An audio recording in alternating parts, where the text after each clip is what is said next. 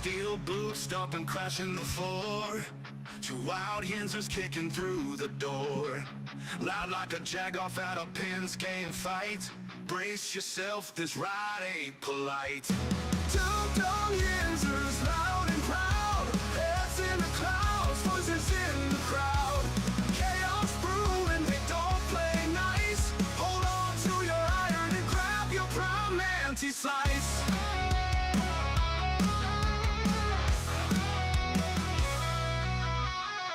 Tales from the burg with a hint of mayhem. Pierogi powered, nothing can constrain them. Knocking back stories like an icy cold brew. You never know what these two might spew. Two dumb Yinzers, loud and proud. Heads in the clouds, voices in the crowd. Chaos brewing, they don't play nice. Hold on to your iron and grab your prime anti-slice.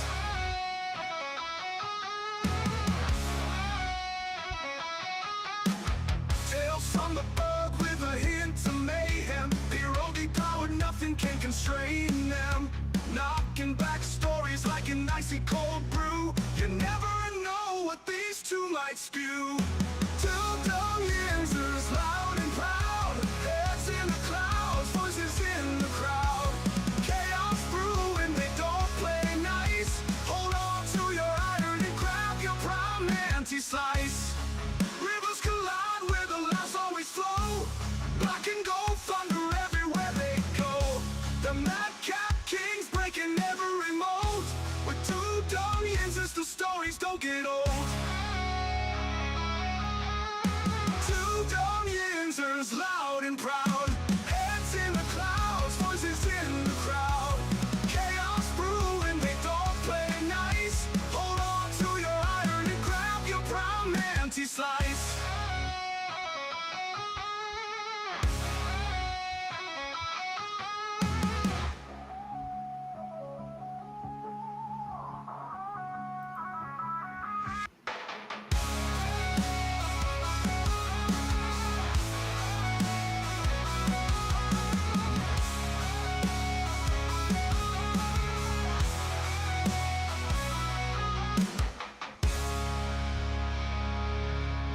Good morning, everybody. Welcome back to the show. This is episode 781 of the Two Dumb Yinzers. I want to say this morning to everybody, welcome back to the show. Good morning, Corey Beavers. Always great seeing Corey on the board. Good morning, everybody. John, welcome as well, sir. Always great seeing John on the board. Michael, how you doing today, sir? I'm doing great, brother. As you can see, I'm now an NFL insider. Well, one thing that I did notice is this. I noticed whenever when I was coming on this morning on the computer to come into the show, on your screen, real big, it said mic check. And I like this idea. There it is, right there, brother. Real big, right across the screen. And I thought there's no way that you could forget your microphone with this big mic check written on the screen. So, Mike, I applaud you. I commend. I got my one good idea for the month in right at the nick of time. So there you go. You're seeing Mike's hard work at play right in front of your eyes, everybody. Welcome back to the show. Good morning. Oh, that's lovely, brother. That's what everyone wants to hear. Good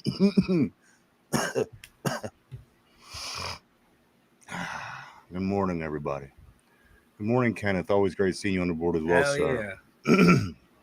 Corey says, hey, my favorite pod guys, how are we this week so far? I've had my shit ripped today by my boss, and I had to bite my tongue so hard. Now I need football to take my. Do you want me to talk to him, Corey? Get him on the phone. Let me get him on the line. Let me straighten this out.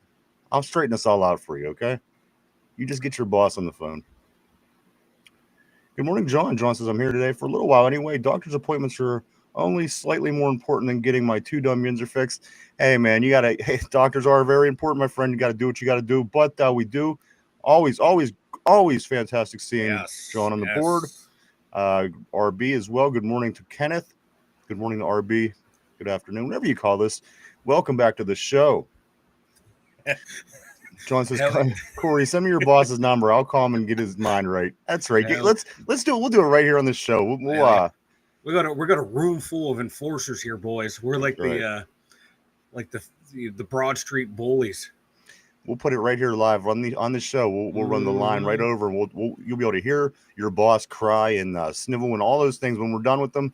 Whatever the case may be, you'll hear it all right here. But anyway, good morning, guys. Welcome back to the show. Mike, I got to dive into it real quick, only because they are the hottest team in baseball again. Kinda, sorta, not really. Pirates winning 7 of their last 8 games while winning 4 in a row in this current winning streak, Mike. And this team is 14-2 in the last 16 games when they had scored 4 runs or more. If this team had any hitting at all, Mike, they would not be a terrible baseball team, but they are the total opposite. They are a terrible baseball team, but they did go down to San Francisco and beat the Giants in the first 2 games of the 3-game set, Mike, winning 6-5 on Monday and then winning again 3-1 yesterday, bringing the Pirates' record to 46-62 on the season. The Giants dropping to 54-54. Game 3 of this 3-game set is today at 3:45. Mike Burrows will be going up against Logan Webb. Pirates pitched 13 shutouts this year, which is second most in the majors. Yes, that's right. Second most shutouts thrown in the majors. Tommy Pham on a 9-game hitting streak, and Andrew McCutchen, only one of 11 players, Mike, to hit 10 home runs in his first 17 seasons. So there are positive things going on here. At the end of the day, Mike, it's trade deadline here in another couple days. We'll see if the Pirates sell out as they always do, or if they continue to keep the good players they have to actually build like a normal common sense idea building a team. And you know how they do here in Pittsburgh. So we will see. Trade deadline is approaching, Mike. It wouldn't be surprising to me if they send all their good players elsewhere and then come back next year saying, oh, maybe we'll be good next year. What a poorly ran franchise, Mike. Finally, also one last thing about the Pirates before we do move on. Dave Parker and local Dick Allen both joins the Major League Baseball Hall of Fame in Cooperstown. Congratulations to those 2 gentlemen. Of course, the Cobra Pirate great, and Dick Allen right up the expressway here. He grew up in the Wampum area, just north of Beaver Falls, south of Newcastle in Western PA. Coincidentally, Dick Allen, we have an entire episode Finch did devoted to who is Dick Allen. You're right. I want to see a whole episode about who is Dick Shiner. I mean, for the best name in the NFL history, Mike. Oh, yeah, brother. Being a Pittsburgh Steeler, I'm surprised we haven't did a Dick Shiner episode. We will be doing Dick Shiner. We'll be Dick. Dude, it's going to be Dick Shiner one day, all day. The star of that show. All episode, Mike. We're going to hit a Dick Shiner episode one day. Yeah, I promise you. It's going to happen. It's going to happen right here. Dick Shiner, a.k.a. Peaches. Penguins, Mike. Penguins are 70 days away from dropping the puck on their opening game. Right. For Penguins, only 70 days out. 2 months, 10 days. Won't be long now. That always comes up so fast, especially when football season starts, because then you don't even realize. I don't realize that hockey starts because we're usually in mid-football form. And you know what? Hockey gets exciting in the playoffs for me. I mean, people, hardcore hockey fans will kill me for saying something like this, but you know what? Come on, I'm a football guy. I get excited for the Penguins when it's playoff time. Yeah, I get it. I like me some regular season hockey, but that middle part of the season where it just drags on and on. Come on, a 1-1 game. I have to stare for 3 hours to come out with a 1-0 score, 1-1 score. I mean, that's not exciting to me at all. Say what you want. I love my Penguins, but I think that's an incredibly boring part of the sport. Finally, Mike, the Pittsburgh Riverhounds, they did play over the past couple of days. They tied 1-1 with Miami FC. The Pittsburgh Riverhounds will be hosting Rhode Island on Saturday at 7 o'clock. There you go. Let's get on the board, guys. Good morning, everybody. Let's get into some football talk. Corey says, I appreciate it, guys. He better not say a word to me again today. I'll drop that mother effer.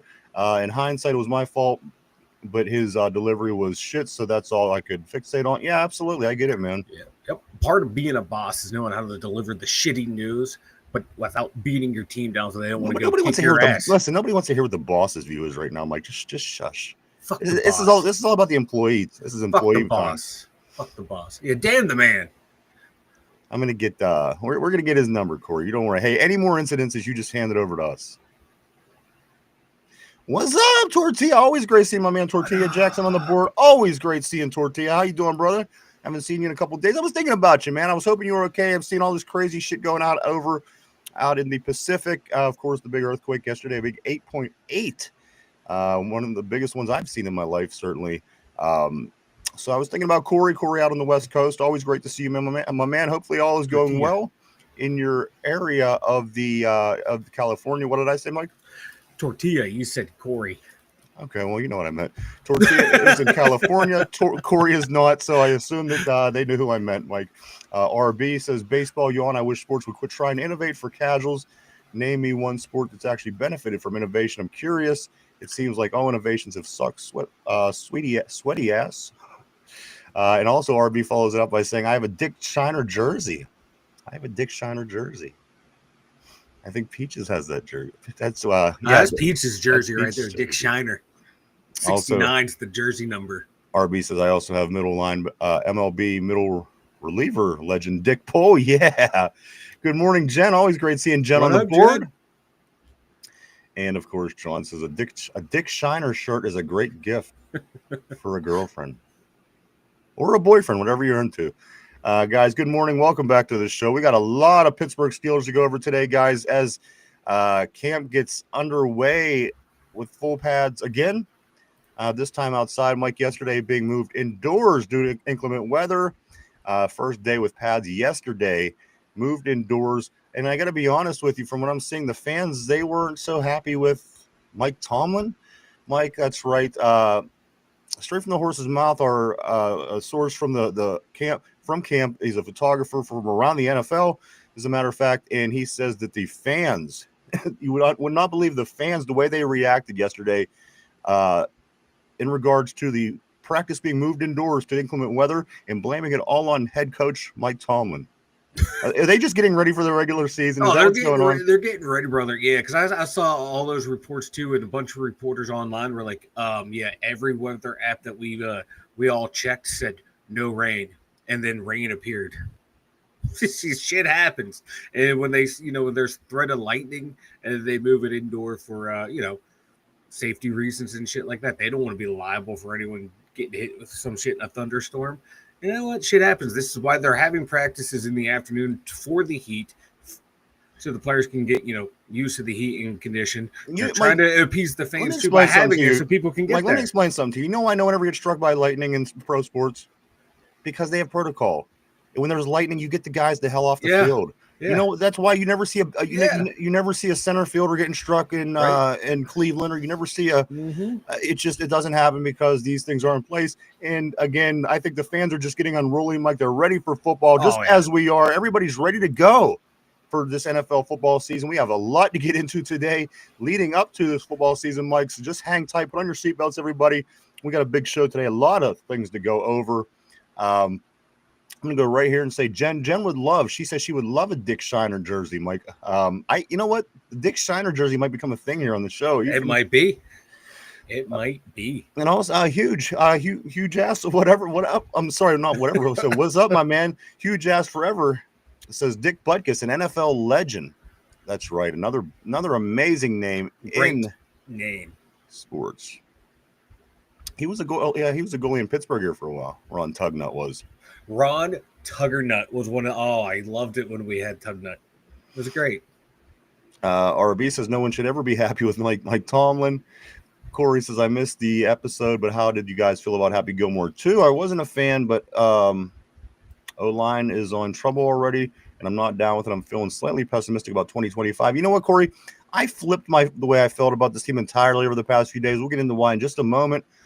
John says Sam Ficken is a current place kicker. Ficken means fucking in German. That's a pretty cool name. Like, give me a Ficken. I like it. We might have to.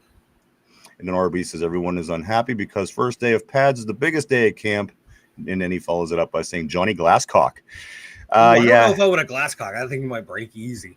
But guys, it's welcome. I'm glad to see everybody back, and I'm sorry I screwed up your name, Huge Ass Forever, because that is one of my favorite names ever. Which it also fits right in with a lot of these other names we're seeing today on the board as well pop up. Let me start by saying I might be the only one that didn't see. I was doing promoting and seeing and watching over the weekend Happy Gilmore 2, and I still have yet to watch it. Mike saw it. Derpy saw it. Matter of fact, it broke records as a Netflix opening weekend movie. I will see it again, or I will see it soon. I promise you. I just don't know when. I want to see it.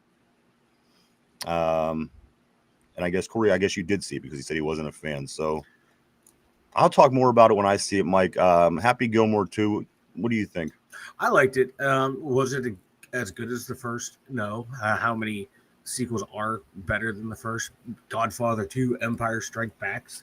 There's about the only two that come to mind right there. So no, it was filled with a bunch of fan service stuff. But it's an Adam Sandler movie.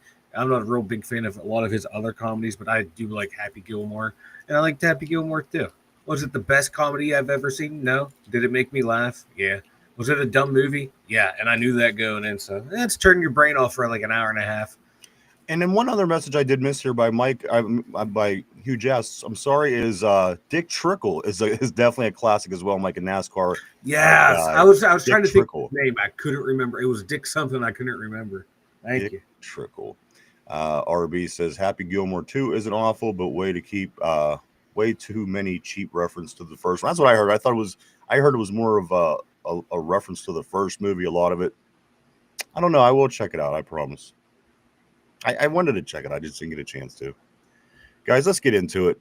Pat McAfee, of course, everybody today is going to be at camp. Mike, I don't understand. I mean, Pat McAfee was an Indianapolis Colt. He's a national show.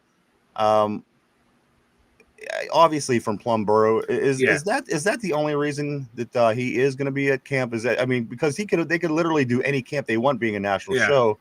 I'm just trying to figure out, is that what it is? Just because he's from Plum is why they're going to be at camp today? I'm assuming it's that in their affiliation with Aaron Rodgers, and Aaron Rodgers is now with the Steelers. So were they at Jets camp last year? I don't think so. I don't think so either. Yeah. And they do talk a lot of Steelers on there and stuff, and he is a big supporter of the Steelers, so it's probably why. I wonder if the Steelers were 2-15, if he would be such a big supporter. But anyway, guys, the PMS show will be at camp today. You can check them out later on this afternoon. Of course, guys, the training camp does start at 1:55 today. It's looking to be like it's going to be outside, unless there's some more surprise rain and surprise weather.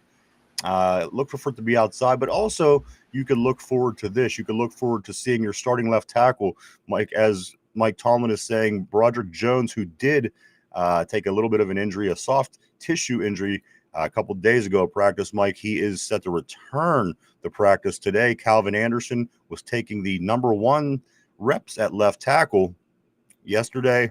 Broderick Jones, Mike, this guy could be the problem this year.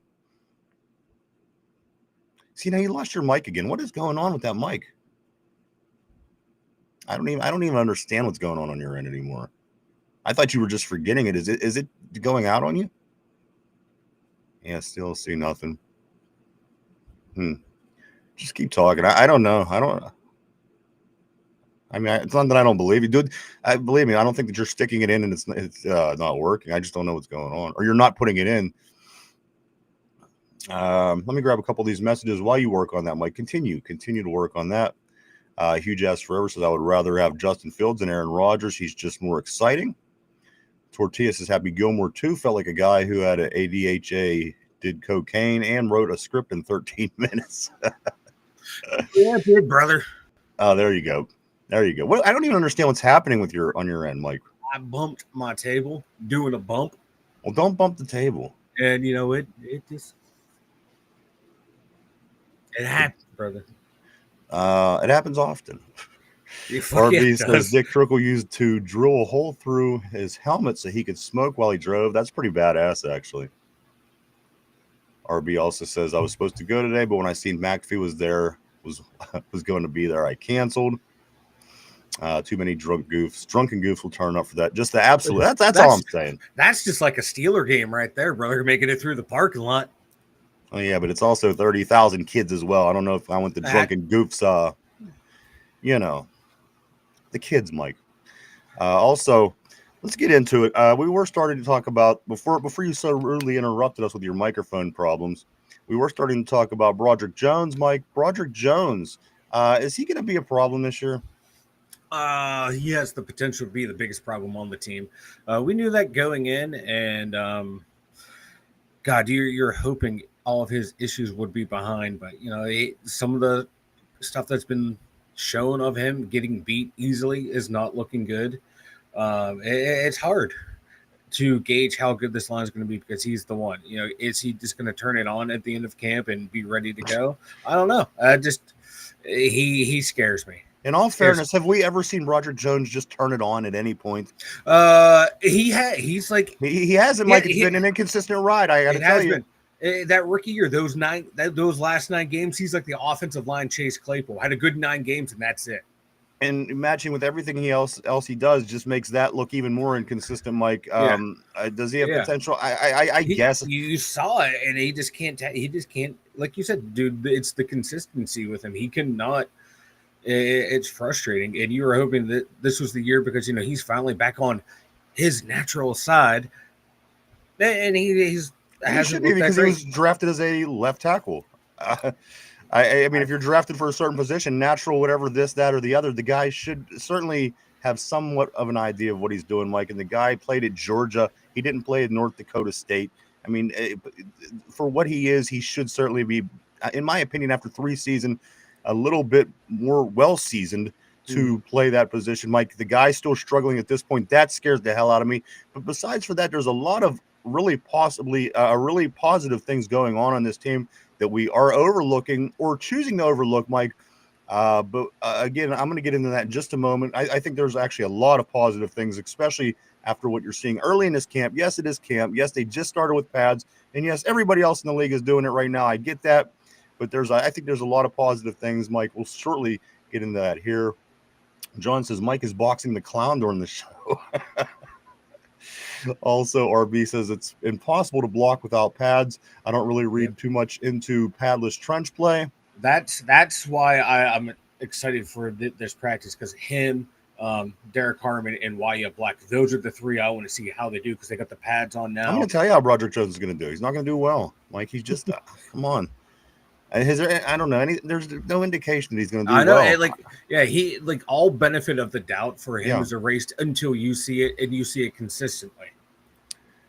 John says Jones looks like a victim of the NFL blues. His skills won't be enough. It appears he lacks technique in the brain.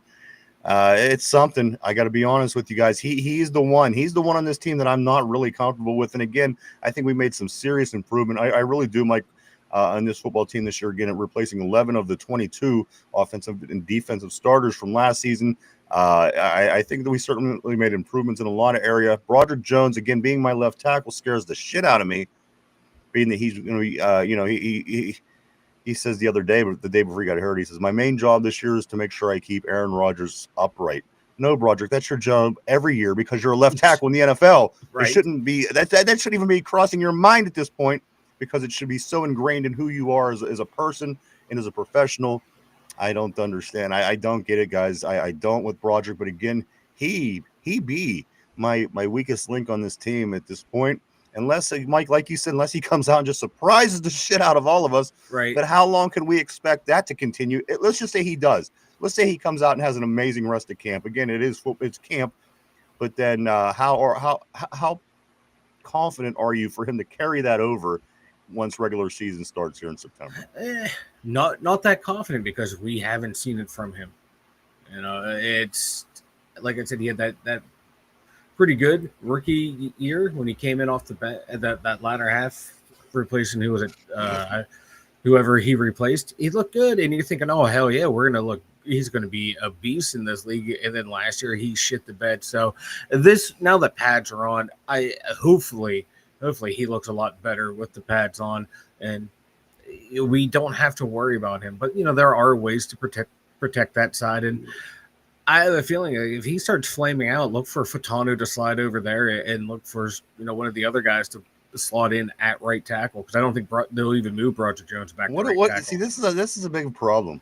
Because this is where we started day one with building this offensive line. And if you're already taking other people and putting them out of their position to accommodate this guy because he still, after 3 seasons, can't get it, this is a problem. You got to either shit or get off the pot with this guy. I'm like, I don't know how much of a leash you give him, but I got to be honest with you. I wouldn't be surprised if we're looking left tackle early with our plethora of draft picks in April. Yeah. If he doesn't step it up, and I got to be honest with you, it's going to take a season-long consistent performance from him to convince me because I have not seen, as you said, Mike, it's Chase Claypool on the offensive line. Yeah.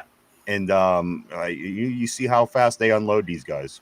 Exactly. You know, Omar Khan, he's not afraid to get rid of players. Now, this would be his first draft pick was Broderick Jones. He had no problem getting rid of Claypool, Kenny Pickett, who weren't, his guys. How long will he hold the leash for his guy in Broderick Jones? And that's going to be interesting to see. A lot of things going on, actually. There are a lot of notes, Mike, that I do have here. Of course, people that are being, again, 5 days in, most of them without pads. But Yeah, to this right. point, Jalen Ramsey is playing out of his mind and participating out of his mind and being a true leader on this defense, Mike, a leader that I think that the defense needed. They needed a Yep. vocal leader, and there's so much good talk about what's going on with him. Also, Mike, the newcomer, of course, Chucky Clark, former Baltimore Ravens safety, come over. He is also, it's being said that he's being more noticed than Juan Thornhill, who was the guy who was sitting in that spot, Mike, before Chucky came. So I would expect to see a lot more Chuck Clark moving forward. Again, Juan Thornhill, Mike, one team he was good, the other team wasn't so good. Now, I mean, when you're playing on a Super Bowl team, it's hard to not be look as a successful football player because the team's winning. Then you go to Cleveland, it's hard to not look like a bad football player on Cleveland. So we'll find out a lot about Juan Thornhill this season, Mike. But again, Chuck Clark is gaining a lot of attention just a few days after joining the team. Yeah, and they even praised like how well, or how quickly he picked up the defense in terminology. So you're a smart player. You can, you're going to have a role on a team, and he's no slouch. He's no schlub. And neither was Juan Thornhill, like you said. Who is the real Juan Thornhill? We know who our top four defensive backs are. Deshaun Elliott, Ramsey, Slay, and Porter. Okay, now you're just fighting for who's going to be that fifth guy out there. So then at that point, okay, you shouldn't be counted on to be that key piece out there. They're just more or less just play deep and don't let anyone beat you over the top. That should be their should be their job. I mean, that's big. That's don't let anyone beat you over the top. And if Mike facing getting in 17 games, we're getting seven of the top quarterbacks in the league. That's kind of a big thing, though. You can't you can't get beat over the top, and we're facing a lot of good quarterbacks this year. Yeah, and let Deshaun Elliott, he played well down the line, but he was at Chuck Clark too in his career, played well in the middle of the field against tight ends and stuff. So hopefully, maybe in the first time in 40 years of my life, we will consistently guard the middle of the field. But I'd be more okay with not let anyone beat us over the top. I'm just going to read Tortilla's comment real quick. Tortilla says, looks like Darnell Washington will be the sixth offensive lineman. You know what? And they were saying that Darnell Washington is actually bigger than Broderick Jones is right now. Broderick Jones lost a lot of weight this offseason, I guess, for agility and speed. For a left tackle, you want to be a bigger guy. But listen, I do know that I've been hearing from camp that Darnell Washington is just so much bigger than Broderick Jones at this point, Mike. Maybe. At this point, shit, if we're trying – I don't want to get into that makeshift stuff that we've been in the last 2 years. We're drafting people at positions. Let's get them in their positions. But at the end of the day, would it hurt to throw Darnell in at left tackle, maybe a couple plays to see what he has? I know, because there was talk when he first came here, it was bulking or having him play right tackle. I don't want him out there because that's a whole new skill set you have to learn and everything. But if he could perform better than the guy that belongs in that position, I wouldn't be against taking a look. But obviously, putting him out there on game day would be that's a joke. I'm being facetious. However, Mike, the left tackle that we do have, he's a wet paper bag. Come on, at this point, with the brain of a wet paper bag as well. Mike. We did shed. Of course, we were. I don't know if anybody realized what was going on here over the past couple of years, but we've been building Baltimore Ravens defense number 2 with the additions of course, Deshaun Elliott last, a couple seasons ago, Patrick Queen last year, Chuck Clark this offseason, Mike, Malik Harrison, and then Jeremiah Moon, who just did get released by the Steelers, which I'm glad they're releasing Ravens, Mike, because another season or two, you might have been the Baltimore Ravens had we continued to build our defense the way that we are. But got to tell you, Mike, Patrick Queen, a lot of good talk about him also early in camp, Mike, saying that he's feeling a lot more comfortable this year in the Steelers defense. Yeah, and hopefully, he can go back to being, just a sideline to sideline linebacker, chase, just causing havoc everywhere. and hopefully he will with the improved D line play. And yeah, but it is kind of funny how many ex-Ravens we had on the team at one point. That was a bit surreal. If you're gaining intel from them, I'm fine with that. But I don't want the Ravens defense. You know what I mean? Come on. Yeah. I mean, we're the Steelers. F them. Also, Mike. Yeah, go ahead. Fuck them. A couple more things here, Mike. Also, I got a theory on TJ. Maybe, guys, and I know we have a lot of TJ fans, and I know that there's people in here that got a problem that we haven't won any playoff games in a long time. But isn't it unfair to say that TJ Watt isn't worth this and isn't great and isn't whatever because the team hasn't won a playoff game? If this was tennis, yes. If this was horseshoes, yeah. Even cornhole.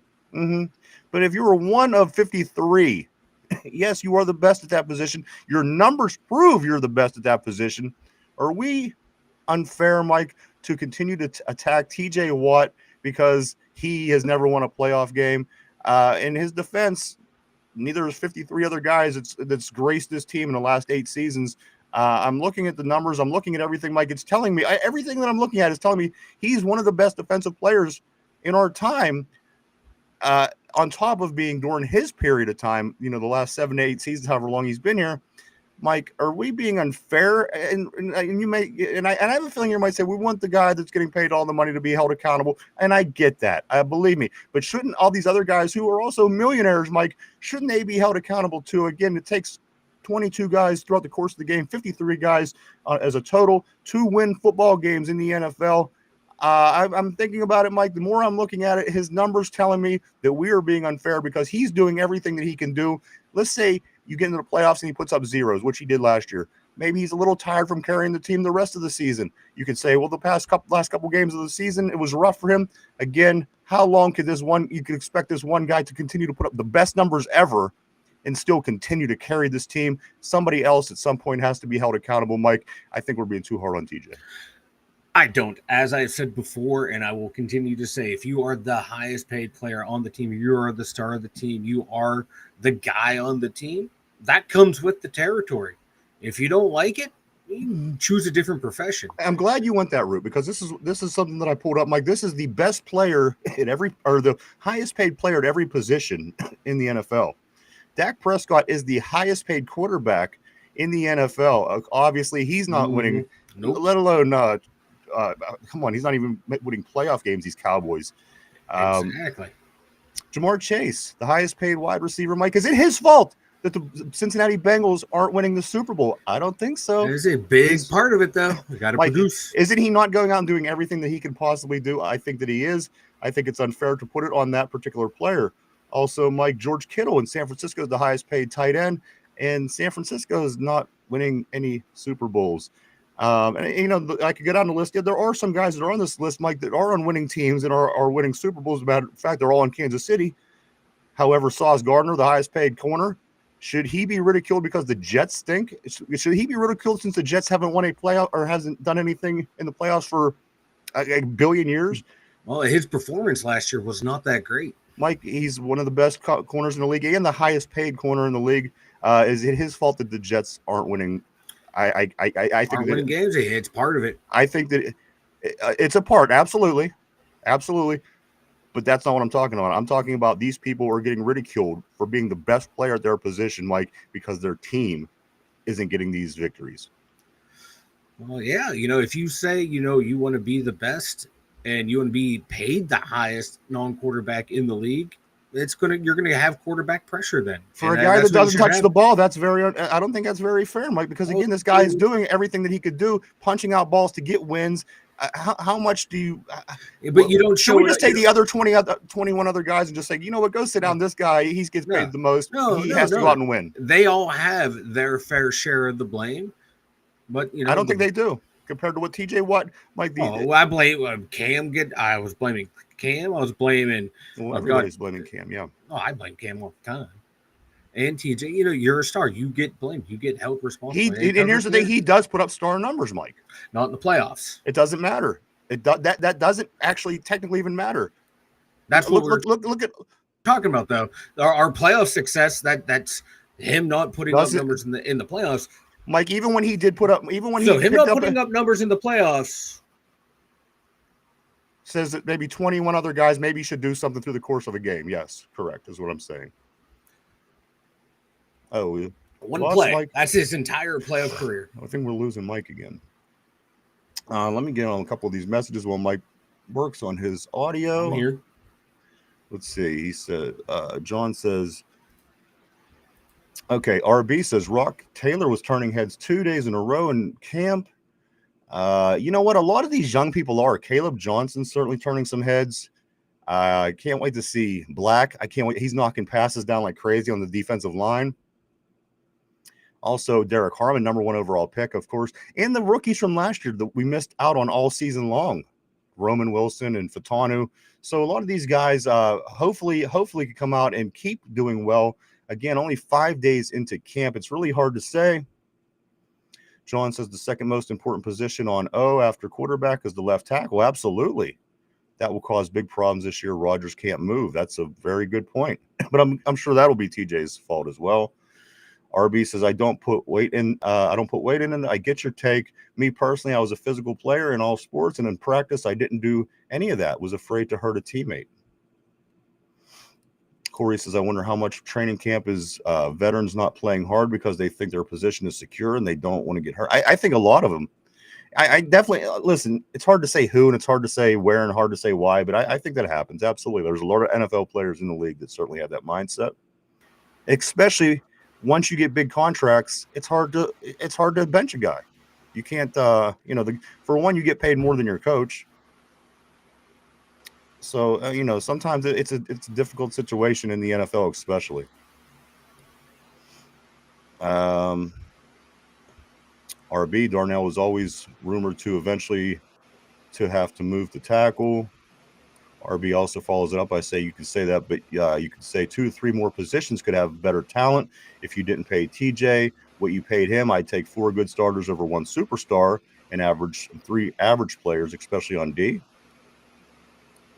Tortilla, TJ lost to Mayfield, Allen, Mahomes, Jackson, Bortles in his rookie year, who are all quarterbacks who are old Big Ben, and we couldn't be in games without TJ. And those are all pretty damn good quarterbacks with the exception of Blake Bortles. I mean, come on. I don't even if TJ would have put up 3 tackles and a sack, you might not have beat Mahomes, you might not have beat Jackson, you might not have beat Allen. And you know what? That Mayfield game was certainly more than TJ, I would have to say. They put up a lot of points, and even if they would have put up less, we could have. That was a bad game. We were down 20-0, I think, in the first quarter. It was not good. 28-0, maybe, something like that. And Tortilla says 3 of his 5 losses come from former MVPs. That's what I'm saying. And then Corey says, to be fair, when they make the fair share of money, then they will get the fair share of blame. Nobody is going to ridicule a $10 million D lineman for playing like a $10 million D lineman.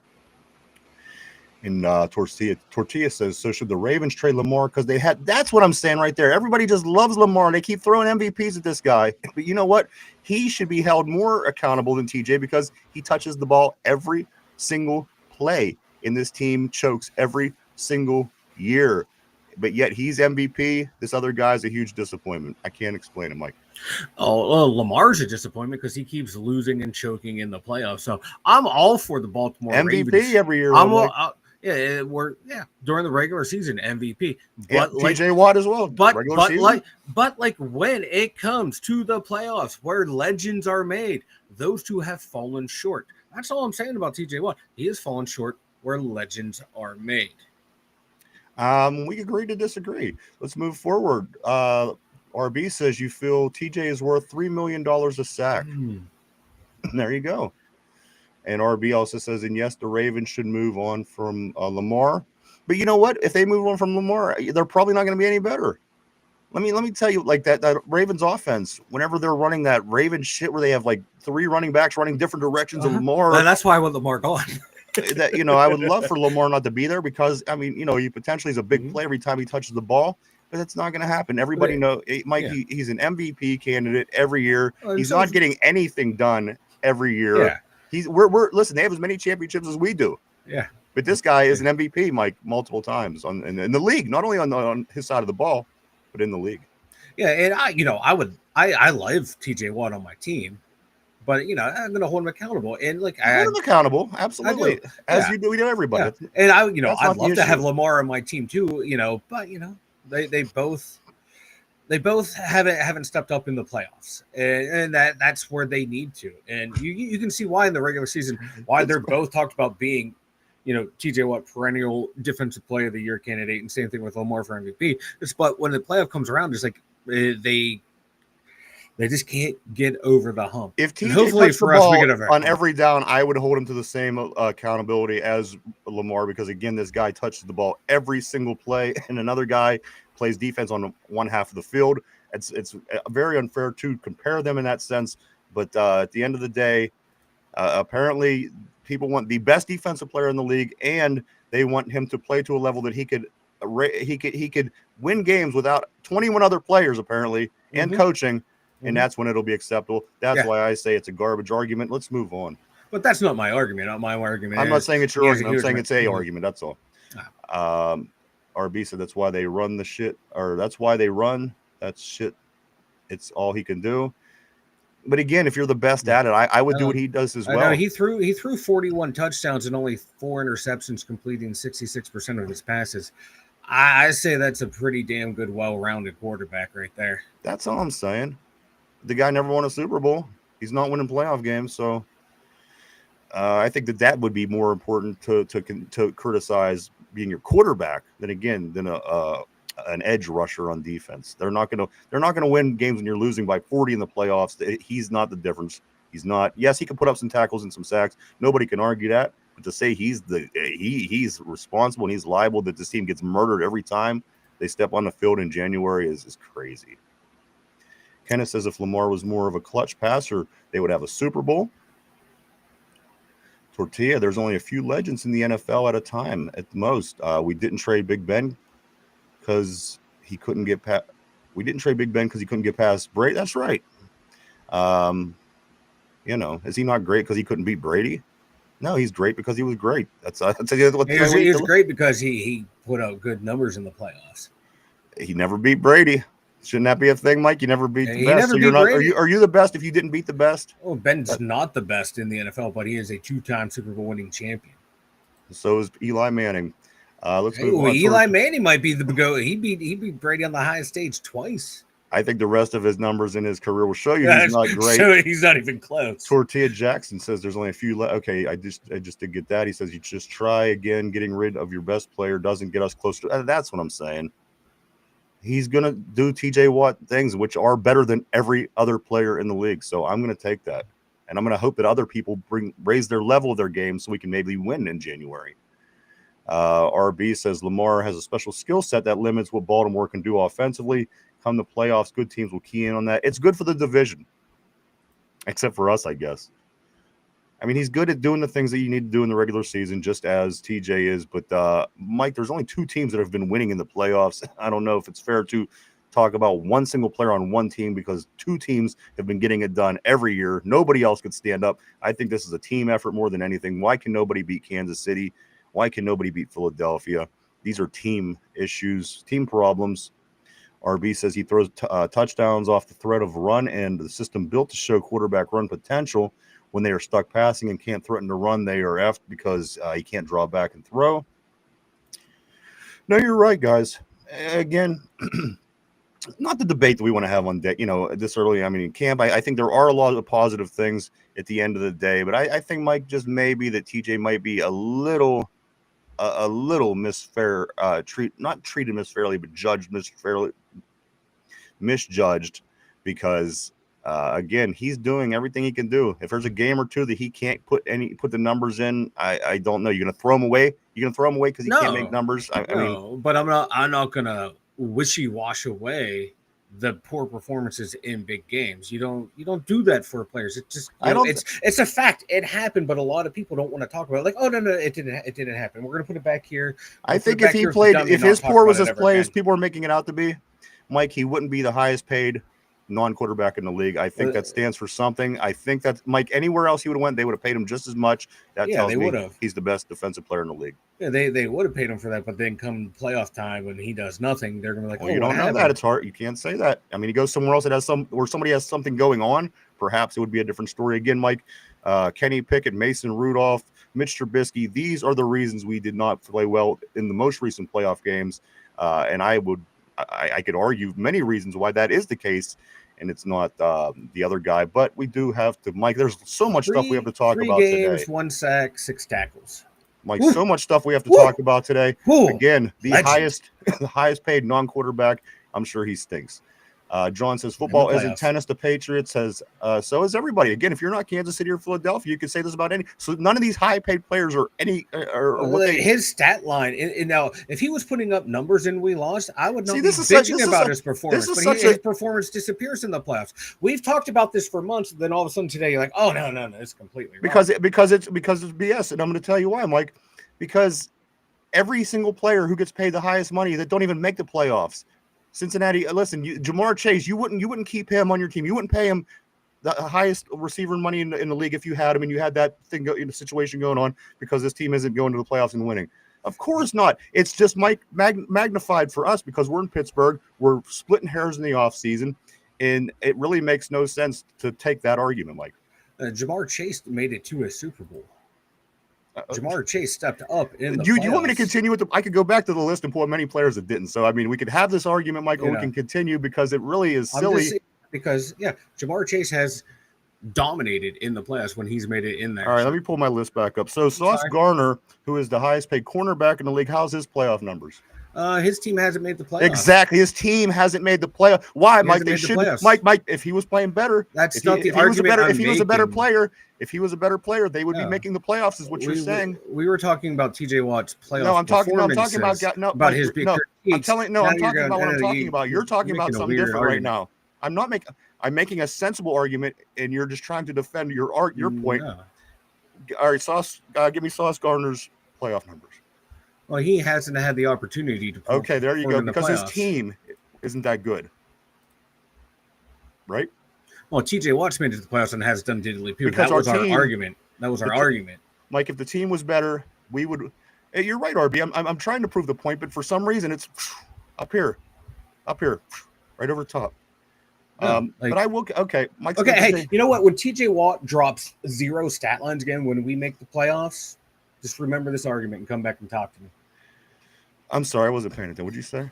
I said when TJ Watt underperforms in the playoffs again, remember this conversation. Jen, you're right. I'm right. There you go. More on the board. I'm just going to move on, Mike, because this is a silly thing to keep debating. Let's move on. Let's see. John says Tomlin couldn't out-scheme BB.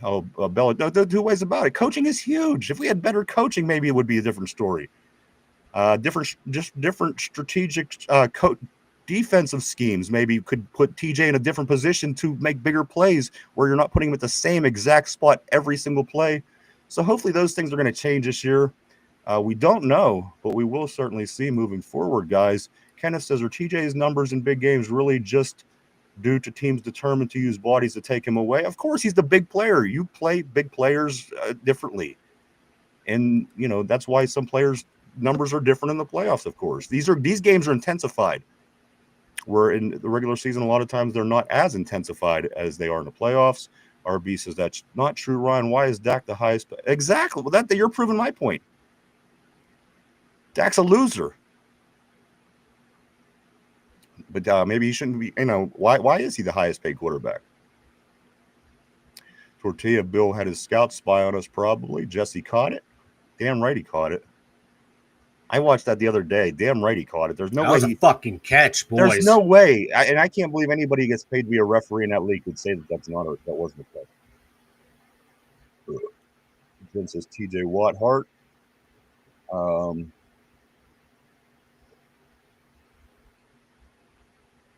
Ron says one way for TJ to shut a lot of the naysayers up is kicking ass in the playoffs. Well, if we get any more opportunities in the playoffs, maybe make it, or I don't know. Again, we can't continue this TJ Watt. It was a point that I was making because, again, I just think that we're splitting hairs with him, and it's probably not as bad as what you think that it is. I think it's more of a team effort that we haven't been playing great in the playoffs, but that's just me. RB, when you're getting money that would pay 4 guys who are better, you better make up for the lack of talent around you because that's what they're doing, right? Isn't that what they're doing? Didn't they bring in Darius Slay? Didn't they bring in Patrick Queen? Didn't they bring in who else? Jalen Ramsey. So I mean, yeah, they're trying to do that. I mean, obviously, him making all that money didn't stop these guys from coming. No, Tortilla, you're not finding someone for 10 million that has more impact than TJ. And finally, Jen says, I agree. When teams are triple teaming him and coaching staff doesn't scheme differently, or other players can't get pressure to free him up. Come on. And then John says the coaching staff is the issue. The Steelers keep changing players with the same results. And I think that might be the closest point that anybody has had all day today. The one thing that we do have consistent over the past 9 seasons has been the coaches. We've had many players, many quarterbacks, many linemen, many receivers. Even when we had the best, I mean, that's the thing, Mike. I mean, you could argue Antonio Brown when he was here. I'd say he was he might be one of the greatest receivers ever. He never won it on his own merit. He went somewhere else with Tampa when they had the GOAT. And, come on. There's guys on that team that probably don't deserve to be Super Bowl champions. Tortilla, you're talking about buying a bunch of Larry Hogan. Exactly. That's what's going to happen. Get rid of Watt. Go ahead and see what But again, listen, the money's there. The money's there. They're bringing in guys. This defense should be significantly better than it was last year. I would think, obviously. It better be. It better be at least top 5. You know what? It better be. And that's an interesting number, Mike, because of, I mean, I'm sure you saw it, but the Fox team rankings for this season coming up, Mike, I'm going to get into that just in a second. I saw that. Kenneth says TJ's playoff woes or nobody else stepping up. We scheme around not letting Lamar run on us.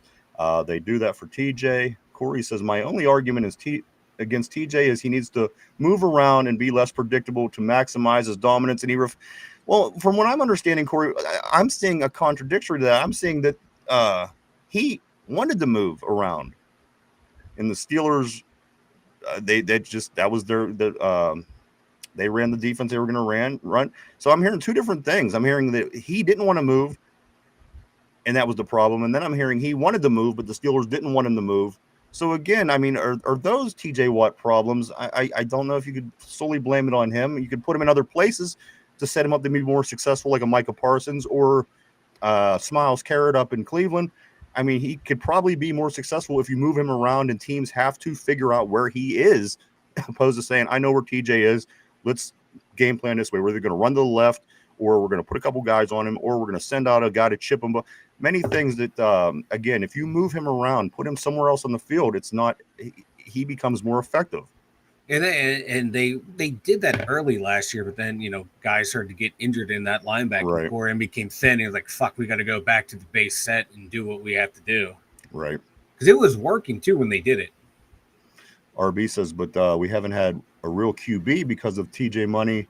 I don't know if it's because of the TJ money. No, it's because they thought they were getting their guy in Pickett, and it didn't work out. And you couldn't win with rookie quarterbacks on their rookie deal while paying everyone else. That was the plan, and it just backfired. And that's how a lot of teams build their team now in the NFL is build the team around them and then run that quarterback for 4 to 5 years on that deal. And then you sign them to extension. Then the guys that you've given that big money to, guess what? Their contract has aged out. Now you build the defense with younger talent because now your offense is going to have the big money. Tortilla says 40 million ain't what it used to be. 10 million ain't what it used to be.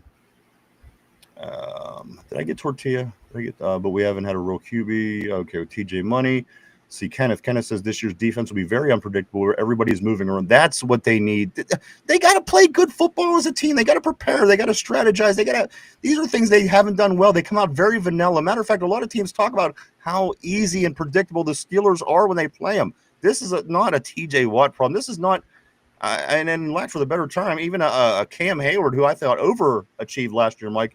It's not a Cam problem. There's a lot that goes into preparation for this team that you just see week in, week out, and you think, why don't they change these things? Why don't they do this? Because, and then when they do, you start to see different results. So, again, maybe again, I'm trying to set the record straight before we do move on in the regular or the training camp, Mike, because there are so many things we're talked about during the off season because, rumors swirl for months and months and months. Mm-hmm. So I'm just trying to set my record straight where I'm coming from at this point and getting that out of the way because I'm not going to have TJ Watt debates all season long. Hopefully that's not the case. RB says TJ has no problem moving. The issue was Fitzpatrick wouldn't do anything but play center field, limited what anyone else could do scheme wise, which is probably a part of why we got rid of him, right, Mike? Probably. There's a lot of information, disinformation, swirling around Minkah Fitzpatrick, and the way things left, it sounded like it was not a good feeling between anyone, between Minkah and the Steelers. So it was just time to move on. And yeah, a lot of issues. You can go back and you can watch the film, and he's, taking the wrong guy, or not picking a guy up and leaving corners, lost of I got to figure out which of these two guys are going to cover, because Minkah didn't take a guy at all. There was a lot of stuff around him. And I think he was the culprit when the past couple of years you kept hearing communication breakdowns. Who was the one back there in the safeties making the calls? And it was Minkah Fitzpatrick. So hopefully we fix that bugaboo, because again, if that was an issue, maybe now you'll start seeing things that different on defense. And again, Mike, I think that you would be, not you, but in general, people would be crazy to say that this defense certainly would say that they haven't improved over what we did in this offseason. Mike, I got to be honest, if this defense isn't a lot better this year, I'm going to be disappointed. They put a lot of money. They brought in some names. Again, very uncharacteristic the way the Steelers handle offseason work. Again, under Omar Khan, 2 years in a row, they bring in big names. So hopefully this year it results better. At the end of the day, though, 10-7, we did make the playoffs. It's not a non-successful season. It's not. Maybe something else we as Steeler fans have to kind of come back down to earth and say, you know what? 10-7 and making the playoffs is it's actually a success. And for a team that didn't really play that great, I think maybe we overachieved in a sense, Mike, where we shouldn't be bitching because we only made that far. Maybe we should be happy that, we got that friggin' far. Yeah, and I wanted the team to do better last year, but you just saw the way the quarterback played and the line played. You're like, we were kind of lucky to get where we did. It was disappointing because of that collapse. It took we were the number 2 seed, and then we just completely shit the bed. Now this year, a 10-7 in a playoff appearance is a disappointment. I think so too. That's the floor. I think 11 wins. 11 wins is your minimum that people were gonna. But again, at the end of the day, say this team goes 10-7, gets in the playoffs. Yeah, that's not successful. But for our expectations for our football team, that is certainly below standard. And there's some people that probably might think that this team is a 6-win team. So if they go out and win 10-11 games, that in their eyes that should be. I think anybody that knows anything about football, Mike, would not say that this is a 6-win team. I look around the league, and this is a talented roster, and it's got to be, I would say, more talented than what we've put on the field over the past 5 years. Yeah, a lot would have to go wrong for this team to only win 6 games. I agree. Like a lot. I just got done talking shit on him, but TJ Watt would have to get hurt, and the defense would collapse. Cam Hayward would have to get hurt. The secondary would have to completely shit the bed. They would all forget how to cover. Or Broderick Jones just forgets how to block, like always. He can be the reason why he can be the reason why we only won 6 games. He's my problem, Mike. Listen, as I've been really trying to put things into perspective, coming into getting ready to start playing games here in a little over a week. Again, we have NFL football on TV tomorrow as the Lions take on the Chargers tomorrow. But guys, just about 10 days from now, the Steelers are going to be gracing the field in Jacksonville, Northeast Florida, to be taking on them Jaguars. I know I'm excited, Mike. I know everybody's excited here in Steeler country. Big things are coming, Mike. That's all right. My buddy is up at Latrobe. He's actually taking his kid for orientation up there. He got to meet TJ Watt, so I think they shook hands. So if TJ Watt performs well, we're gonna thank my buddy. If he performs poorly, we're gonna blame my buddy. We got to see if he's gonna have the derpy rub or not. Speaking of which, Derpy is going to be at camp this Saturday. That's right, Mike. I don't know if we're gonna tape and put it on Monday's show or we're gonna do live, but Derpy will be. He won't be wearing his Superman cape. I apologize to anybody who's going to be expecting Derpy to be wearing his Superman cape. I wanted that more than anything, but you know what? It's hot. I give that to him. I'm not gonna put a drape on the guy and kill him. So Derpy will be at camp on Saturday. You originally wanted to. I wanted to kill him. You wanted to put him in that cave and have him suffer. And I was the voice of reason for a change. I know. See how things work around here? It's like a pendulum. Someday Mike's the genius, and then other days I'm the genius, and it just goes back and forth. But when we're not the genius, we're the dumbass. So it works out evenly, and it also credits to our name. Hey, just remember, look at the sign behind us. That's right. How about Corey? Corey says, okay, that makes sense then. Terrell, Austin isn't a good enough DC to produce complex schemes. That's why they wouldn't want him to move. You know what? I mean, some can argue, guys, that we might want to start looking into assistant coaches as we move forward as well. I mean, if we're getting the bare minimum vanilla schemes out of the guys that we're having, it's got to be fixed somehow. It's got to be. It's a natural football process. You don't continue to do the same bad vanilla things that ain't working game in, game out. Unless you're a bad team. Let's see. Kenneth says we haven't had a secondary we needed for many years, so we played bend don't break, safe defense. This year we'll blitz a lot with a good secondary. I like it, Mike. There's going to be a lot of man-to-man. There's going to be a lot of blitzing. Yeah. There's going to be aggressiveness. This defense is going to swarm.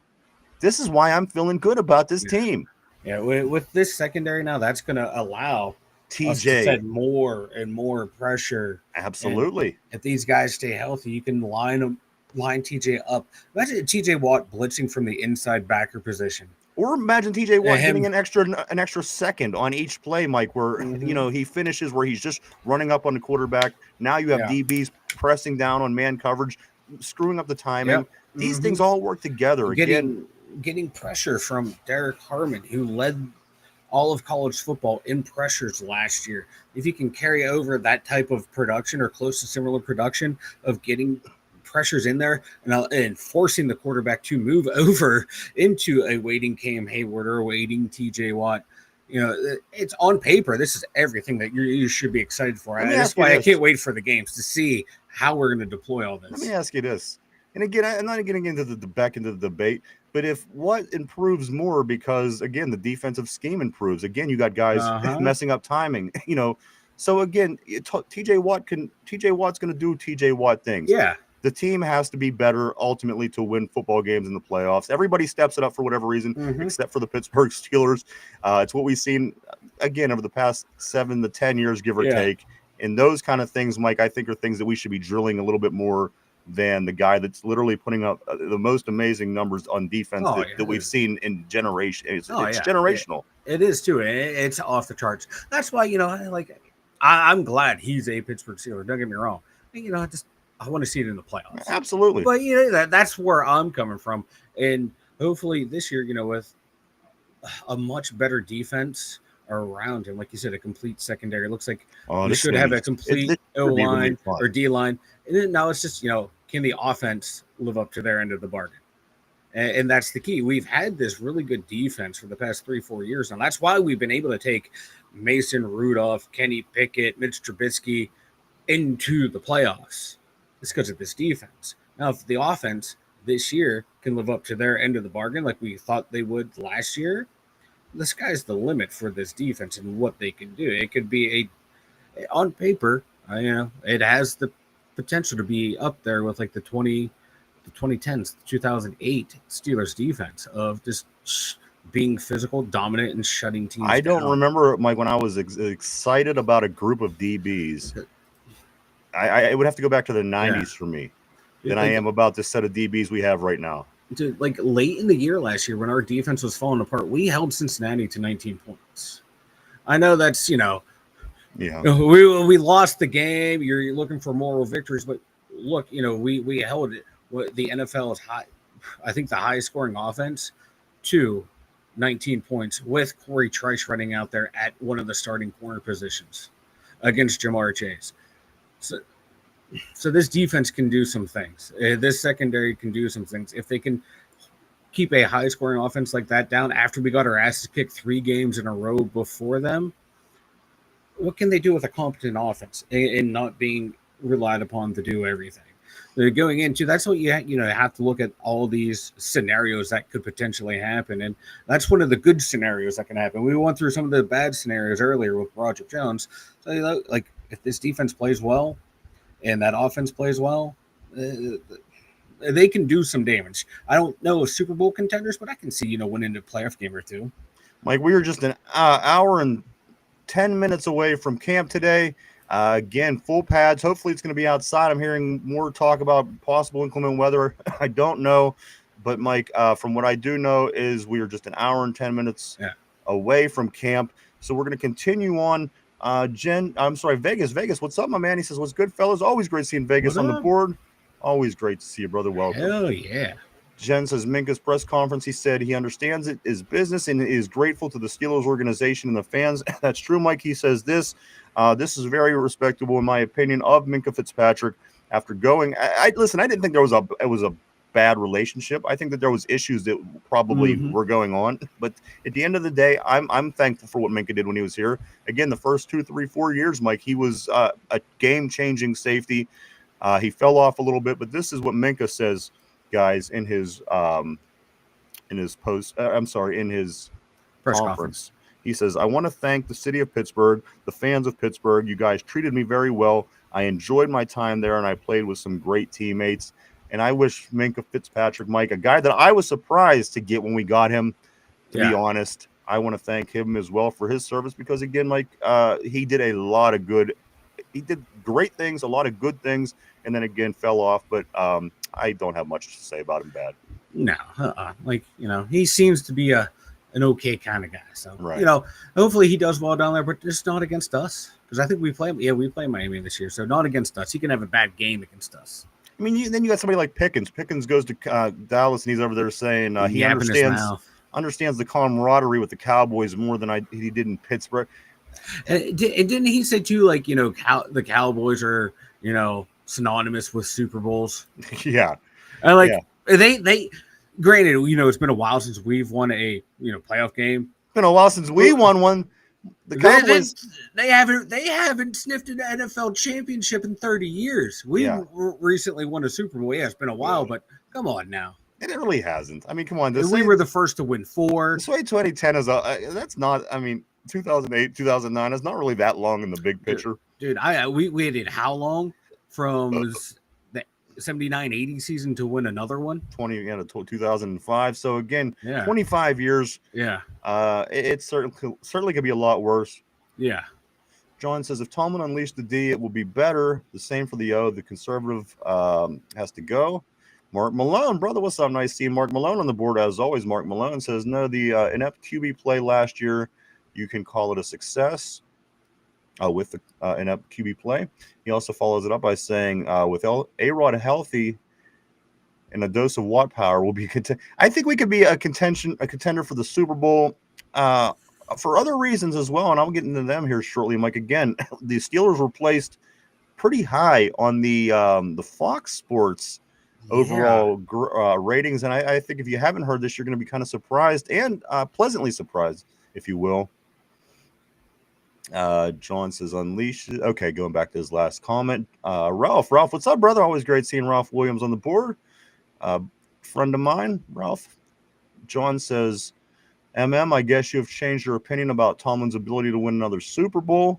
Well, here's my thing. Even if you did or you didn't, you're still hopeful, aren't you? I don't think that Tomlin's coaching is fantastic, and I think it's going to need big changes for things to change, become better. However, I'm still going into the system. I want my team to win, and that's kind of where I'm at today. I'm trying to do that. I'm just trying to maybe roll out some of the things that we said in the offseason that might make you think otherwise. But I'm optimistic. I'm as excited about this as everybody else. I really am. And again, I don't want to go into the season hating any position, any player for any reason. But Broderick Jones, he's on my shit list. Mike, let's continue on the board. RB says, I'd honestly have zero issues if TJ dialed it back some in the regular season to have something when we need him most. I agree, Mike. Wouldn't you agree? I would be okay with him not having a great regular season if we could get better results from him in the playoffs. Yeah. I mean, it's a human nature thing. Nobody's perfect all the time. So let's even it out. I'm perfect, brother. I don't know what the hell you're talking about. Vegas says Derpy is on the restriction just for suggesting he was going to miss camp to go watch wrestling. it's not like Vanilla Thunder was the main event. Hell, brother, let me tell you, when he told me he was going to see SummerSlam and not my promotion, I was ready to give him the old stink face. RB says DC is an absolute joke of a position here.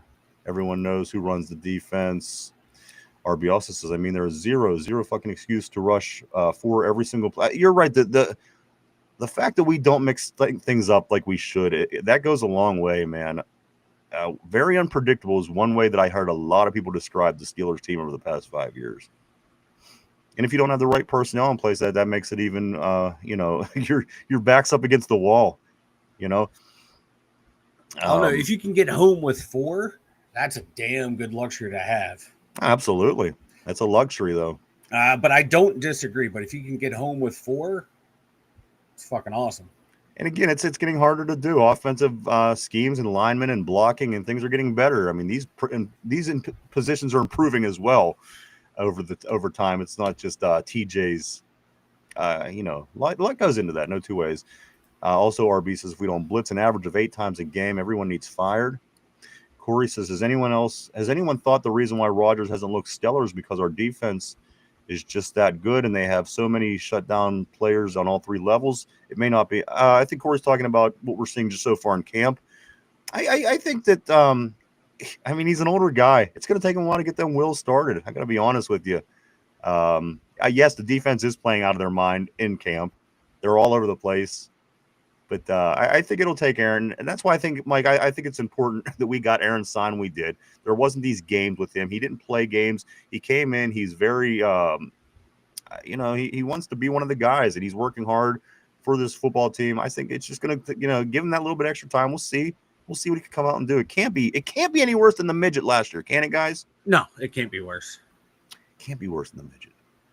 Let's see. Vegas' actual playmakers at all 3 levels now. Mm-hmm. RB says Corey, it's 100% a factor. Jen says I'll be Mark Malone today, Super Bowl. But that's what I'm feeling. I'm feeling positive, and that's what I wanted to come in today. I didn't want to shit on my Steelers. I think that we rode the roller coaster of rumors all off season. There was ups, there was downs. We gave our thoughts. Now I'm ready for football season. This is my team. RB says offense. I know, man. RB says this offense is always a disadvantage at camp as well. Timing is way more to offense than defense, and having to go against the defense with great individual players isn't fun. Tortilla, hope we resign Minka in a few years. Hey, Minka days until game 1. Nice. I can't wait. RB Tortilla, why? He's about done now. Going back to the Minka comment, Tortilla says, why not? His free agent, it's a real possibility he comes back. Mark Malone says, John, I don't think even Tomlin could screw up this team that Khan assembled.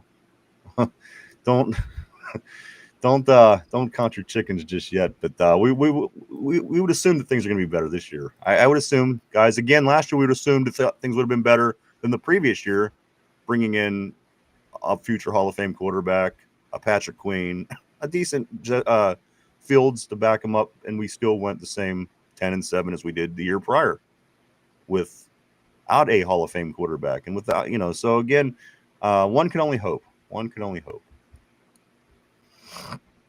RB says bring back an overage vet who just left on bad terms for warm and fuzzies. That's the Pittsburgh sports way, RB. Yeah, that is something we do. That is what we do around here. As long as, if people bought that jersey, that's all that matters. Vegas, more people like Aaron now after Terry's cornball comment and Aaron's perfect reply. Tortilla, Steelers weren't going to trade him until they got 2 Pro Bowlers offered to him, and he isn't bad. He is overpaid. You know what, guys? What do you guys think about this? Well, let me grab Vegas real quick. Jackson's inability to play man-to-man screwed the entire D last year. You know what? And we lost that too. We lost Jackson, and hopefully we improved, and that will play a role. Couldn't blitz nearly as much with him out there.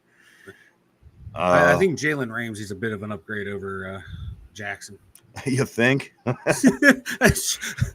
Hey, I am the NFL insider, brother. And that is, and that's adding a lot of other pieces to the puzzle as well. So again, it's hard to think, guys, that this team won't be an improvement from what it was last year. It's hard to think that. But again, we still with Russell Wilson and the additions last year were only as good as we were the previous year. So you never know. You never know, guys. But what I'm going to tell you now is going to surprise a lot of you. If you haven't seen this, this is the 2025 NFL Power Rankings from the Fox Sports. Mike, this is kind of I'd like to see it. I think Steeler Nation likes to see this. Let's get into it. This is the NFL Power Rankings from Fox Sports. Mike, number one overall. Not surprised to a lot of people is the Philadelphia Eagles. They're giving the Eagles the top spot. The team won the Super Bowl. This team is strong. They didn't lose a lot. They might have even gained more. Mike, Philadelphia number one on this list. No argument there. No, a dominant Super Bowl victory. Number two, one I might be one that I might disagree with, Mike. They have Baltimore at number two. A very good team. Don't get me wrong. A team that the Steelers are confident against. However, in the regular season, every other team not so confident against this football team. They're the Washington Capitals of the NFL. They can't get past the second round, brother. Number two, the Baltimore Ravens. Number three on this list, guys. This is the 2025 NFL Power Rankings according to Fox Sports. Mike, number three is the Kansas City Chiefs, a team that you have to have in the top five. Yeah. They're just that team right now. Brady and the Patriots didn't win every single Super Bowl. This is similar to what the Patriots had, Mike. Do you think they can go to 4 consecutive Super Bowls? That's what I'm saying. Anybody. That's nuts. But I think as an overall team, a top three, kind of number three. Number four, Mike, in the NFL Power Rankings for 2025, according to Fox News, is the Buffalo Bills, which I don't disagree with this either. I think Buffalo is a very good team. I think it was Derpy who thought said that their window's shut, Mike. I think Buffalo is just as good as they are every season. I don't know if that's good enough to get them over the hump, but I'm going to say as far as the 32 teams in the league, this team is certainly in the top five. Yeah, top five, but I think they're cursed. I don't think they can get past Mahomes in the playoffs. They had so many times they should have beat them, but like drop balls here and there, they just couldn't get over the hump. I think there's something wrong with that team. They can't make it to the big dance anymore. Josh Allen is Big Ben. Patrick Mahomes is Tom Brady. Continue to watch this play out. Early on, Brady won Super Bowls. Ben finally got his. I think Allen will finally get his, but ultimately this is Mahomes' time, and it's unfortunate for Allen. Yeah. But I find that the two situations very similar. I got to be honest with you, Mike. Number five on the top 25 list of the NFL teams, Mike, power rankings by Fox NFL. Number 5 is the Green Bay Packers, a Jordan Love-led Green Bay Packers team, Mike, who might surprise a lot of teams, who wasn't the best team in the NFC North, but still managed to put up double-digit wins in a division where the other teams put up 14 and 15 wins, or 15 and 16 wins in the season. Green Bay's pretty good. Yeah. If they're good, Jordan Love, my God, when he's good, he's good. When he's bad, it ain't pretty. Yeah. I never discredit Green Bay's quarterback issues. They have a pretty good system over there. Yeah. And I think that if they win, it's going to be because of Jordan Love. But ultimately, Mike, they have Green Bay at number 5. Number 6, guys, sit down. Vegas. Tortilla. Corey, anybody else, sit down, please. Have a seat because this might sit you down if you don't. Number 6 in the NFL power rankings, according to Fox Sports, Mike, is no one other than the Pittsburgh Steelers. Another reason to give me optimism, Mike, and I think other people are starting to see the things that we know here in Pittsburgh. Yeah. Take a look at the team objectively. Look where they were last year. Everyone wants to make the joke, oh, another 9-8 season for the Steelers. They did that one time. This team, they just, barely make it to do anything. Look at this team's schedule. Look at the team's roster, though. Look what they did last year before the collapse. There was a foundation here, and they built upon that foundation and added players who are still competing and playing at a high level. Yes, quarterback's still a question mark, but look at the team around him. It's a pretty good NFL roster, especially with this defense and with an improved offensive play. Yes, this should be a top 10 team in the NFL. Let me grab a couple of these messages here, Mike. A lot of stuff still to talk about today. Vegas says all the cornerbacks picked up this season, they better be better than Jackson. One blitz the entire game was crazy. I couldn't agree more, Vegas. The game plan has to improve on this team. And if the coordinators aren't doing their job, then the head coach has to step in and fix it. And I don't know much more. I don't have much more to say about it. Vegas, 3 quarterbacks have won a playoff game at 40 plus. Tom Brady, Brett Favre, and Aaron Rodgers hopefully will join the list. And Drew Brees, I'm sorry, did miss one. Sticky B, what's up, Sticky B? What you know about Sticky B? Sticky says Chiefs had a ton of lucky wins last season. NFL teams will try and copy what Philly did to them in the Super Bowl. I hope Chiefs fall flat. But isn't that the sign of a team that gets it done? The teams that they find ways to win games, whether it's lucky or not. The Chiefs didn't score over 31 points all season last year in the regular season. And this was, were they the number one seed? Number 1 seed, I think, yeah. So those teams, it is what it is. They find ways to win. They might not be the best. And as we all seen, like this team lost a lot of talent over the years. Yeah. Kansas City, but still finds a way to win a lot of football games. And shit, like what Philly did was incredible, the way they stopped them. But it was getting that consistent pressure, and their front seven is fucking phenomenal. I don't know how many other teams in the league can match the production they get from their front seven. But if I don't know the AFC West D lines in and out, but if they can apply pressure to them, it's going to be tough out there for Chargers. Chargers are really good defense. They have a damn good defense. If they can just get that consistent pressure on them, shit, man, it's going to be a tough year for them out there. Richard, my man, what's up, Richard? Richard says, "Wow, I didn't see that coming from the Primetime Sports Network." And Corey says, "Number 6." We know Mina Kimes and Joy Taylor didn't rank us then because they hate us. LOL. They don't know shit anyway, but still. Mina Kimes knows what she's talking about, Corey. And then also Sticky B. You know what? Andy Reid is a huge part of this. The guy won everywhere. Yeah. Even go back to Philly. That Philly team, besides for Donovan McNabb and T.O., wasn't great, but they went to 4 straight NFC Championship games, eventually getting to the Super Bowl and losing to New England. But and then he goes to Kansas City, and obviously there's nothing you could say about Andy Reid that will ever change my mind that says that he's not one of the best coaches ever.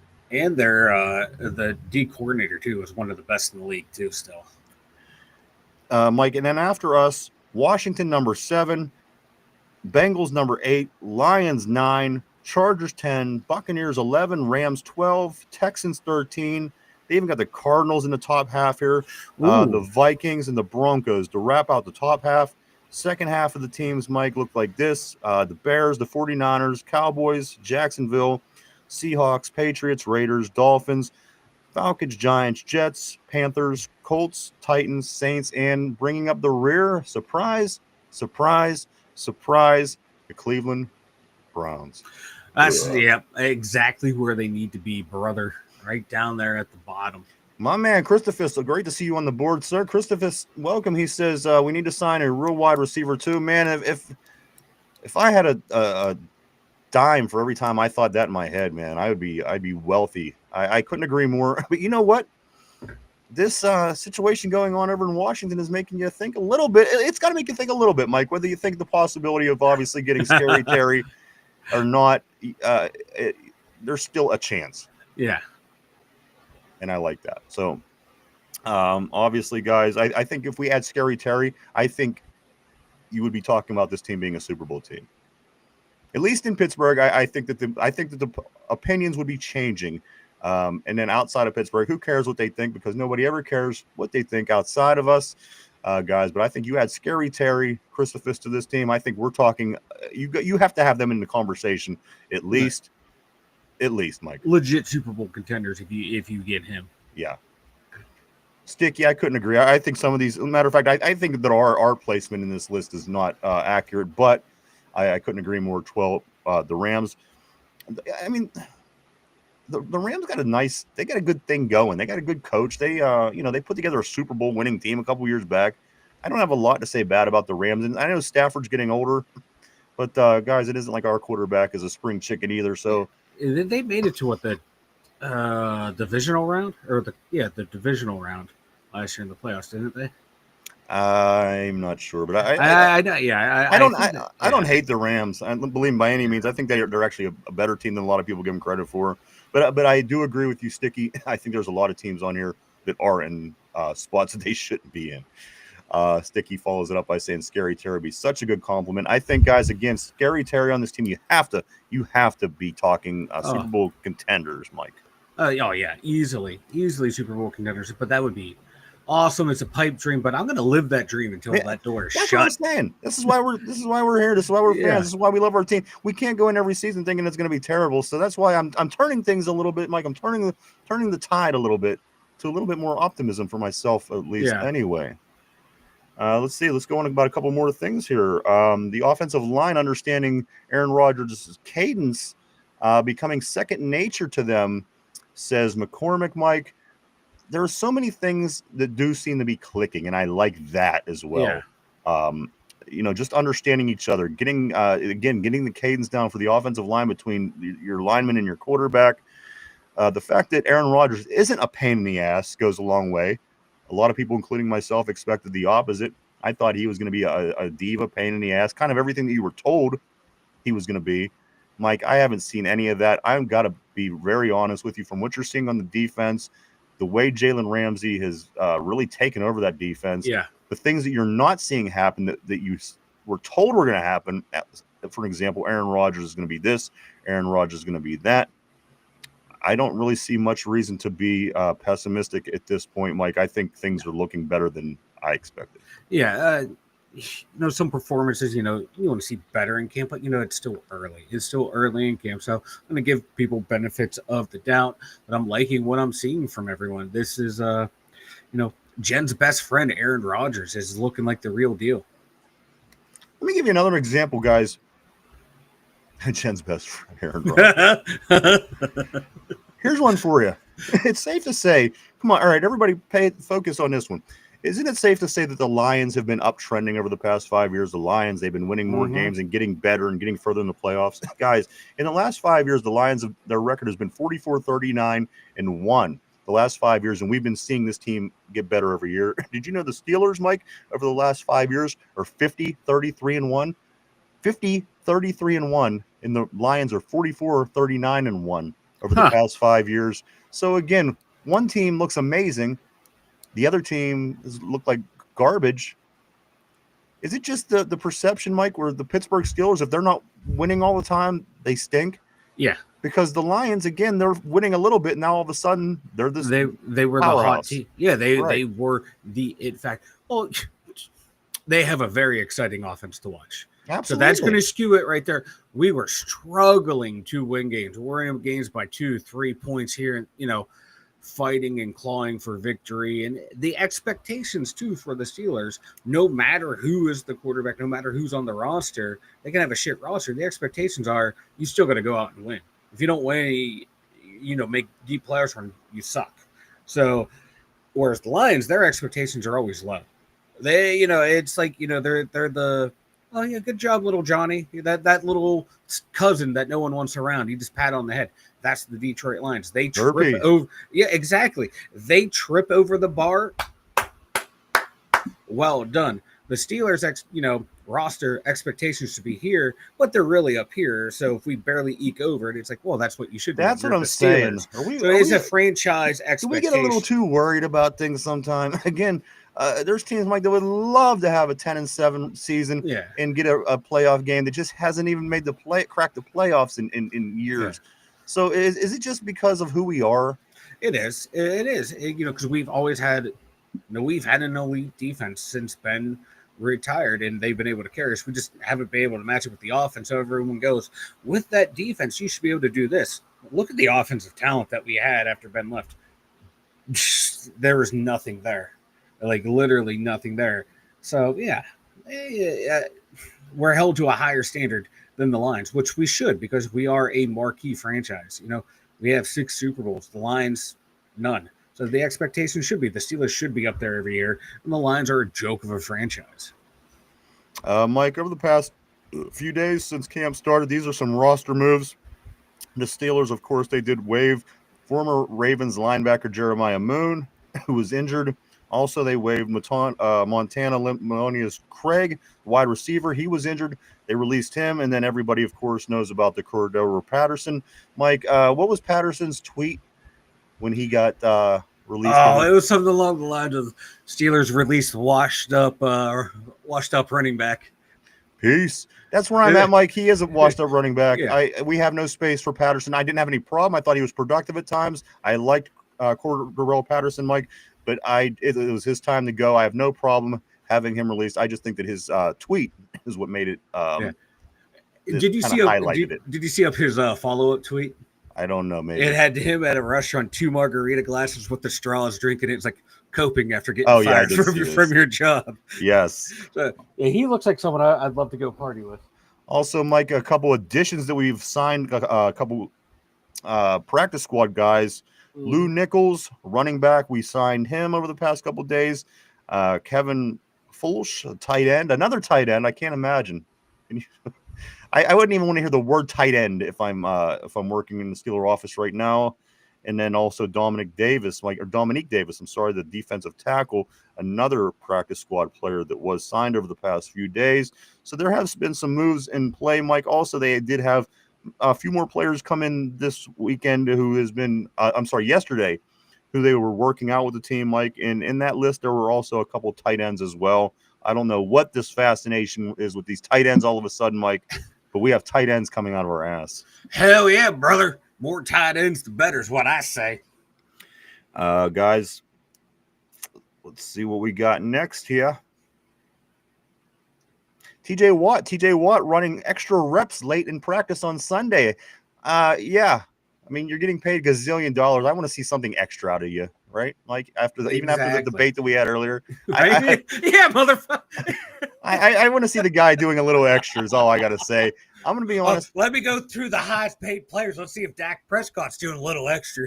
I'm expecting him to have a good season, a really good season, because, again, historically, last time his contract came around, Mike, he put up 22 and a half sacks, which is, again, tied for the most in a season ever with Michael Strahan. Mike, but he was at camp the other day putting in extra reps. This is what I like to see. A lot of things today that we talked about are just little positive things that I've been picking out, and I've been kind of want to expose and bring to the light, Mike, because they certainly are worth talking about as this team gets ready in about 40 minutes to start their second day, supposedly in full pads outside, if the weather allows, Mike. Tomorrow, again, NFL football, the Lions versus the Chargers on TV tomorrow, NFL football. And, guys, a little over 10, about 11, 12 days maybe, give or take, from the Steelers' first preseason game at Jacksonville next Saturday, guys. So it's here. Things are rolling. Mike, let's get back on this board. Do it.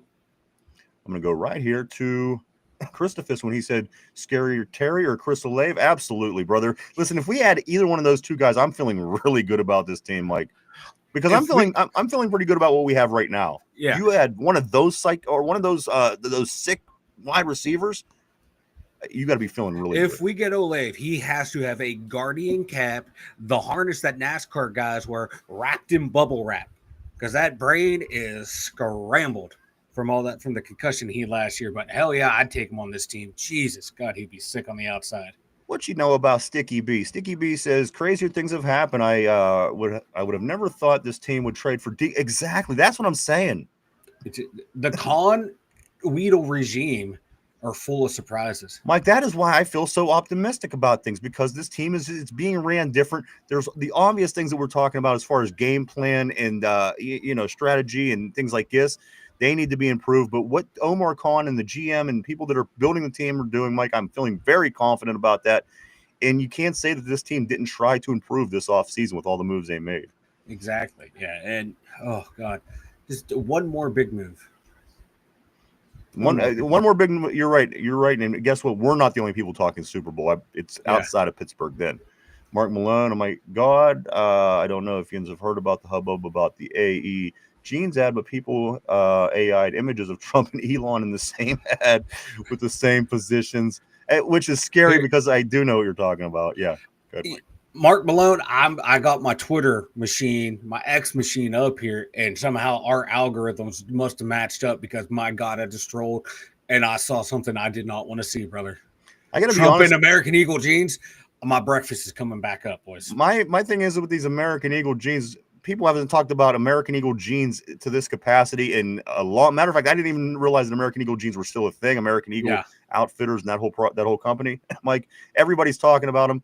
Any way you slice what's going on with reels, fakes, likes, dislikes, controversy, this company is the real winner, Mike. Because again, the exposure that American Eagle jeans got over the past couple of days is unbelievable. I just want to know, when are they going to Photoshop Vanilla Thunder into a pair of these jeans? Well, we got the Speedo deal getting worked out, Mike. Don't forget about the Speedos. Yeah, we do. Vegas says, I can't wait to see how the 13 formation plays with Washington, probably helping Brojo and either with Muth or Smith in the slot with the other in motion. With J.J. Gilbraith at running back. Right. Connor Hayward split out wide. Christophus, Broderick Jones better show out today. Pads on today. No more excuses. I agree, Christophus. This is the one this is the one that's I'm stuck on, Mike. I'm really trying to turn something positive out of a lot of things that we've talked about all off season, but this is the tough one for me. Getting a positive out of what's going on with Broderick Jones at this point in his tenure, being here, Mike, his third season, being the cornerstone of what the Steelers are doing in their rebuild with the interior lines. Mike, he scares the hell out of me. I could only hope for the best. He is, in my opinion, at this time, the weakest link. Yeah, he is the weakest link on the line. That you would think, Mason McCormick would be the weakest link, and he was like, what, a 5th-round pick, 6th-round pick. So, come on, Brojo, step it up, bro. Sticky B, what you know about Sticky B? He says, hell, if we had Canada for 3 years, there's still no losing season. That guy couldn't find water if he fell out of a boat. Ain't that the truth? Yeah. Remember somebody at camp last year had him sign one of a toilet seat or something, remember? Yeah. His last camp here. Yeah. I remember one of the local talking heads who shares a last name with me saying, well, Big Ben's the reason why Matt Canada's offense doesn't work right. Ben doesn't want to do what he wants to do. So we get rid of Ben, that offense will run smooth. These are the guys that get paid big money. Mm-hmm. Idiots. Absolutely. Kenneth says Steeler fans are silver spoon brats. Hell yeah, brother. I am spoiled rotten when it comes to my Steelers. So the victory go the spoils, I guess. And when you have more than anybody else, I guess you could the same way with me and my Penguins, baby. Vegas says I'm so happy my mom didn't name me Lamonius. Well, is it Lamonius? I thought it was Lamonius. Okay. Yeah. Someone actually made the Twitter account. You know how they always have like the Fields Beta account, the Howard's Beta account. Someone made the Lamonius whatever Beta account, and RIP to that account since he got released. Jen says whoop whoop.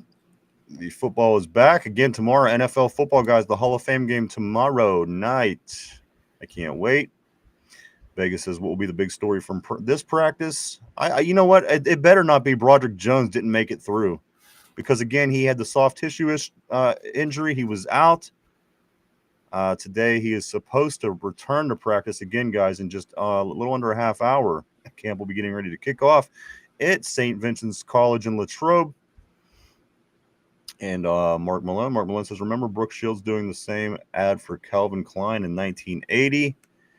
Guys, a few more things, Mike. We did talk about let's talk about our quarterback a little bit. Deshaun Elliott on his comment, because remember Deshaun was saying that I love Deshaun. Keep your old ass at home. And prior to, of course, our quarterback coming here, he told Aaron, keep your old ass at home, and we don't blah, blah, blah, blah, blah, blah, blah. Well, anyway, Mike, did you see when Deshaun Elliott covered his tracks, what he had said in response when asked about his relationship with Aaron and what he had said to him? Yeah, well, I'm a troll. I'm a troll.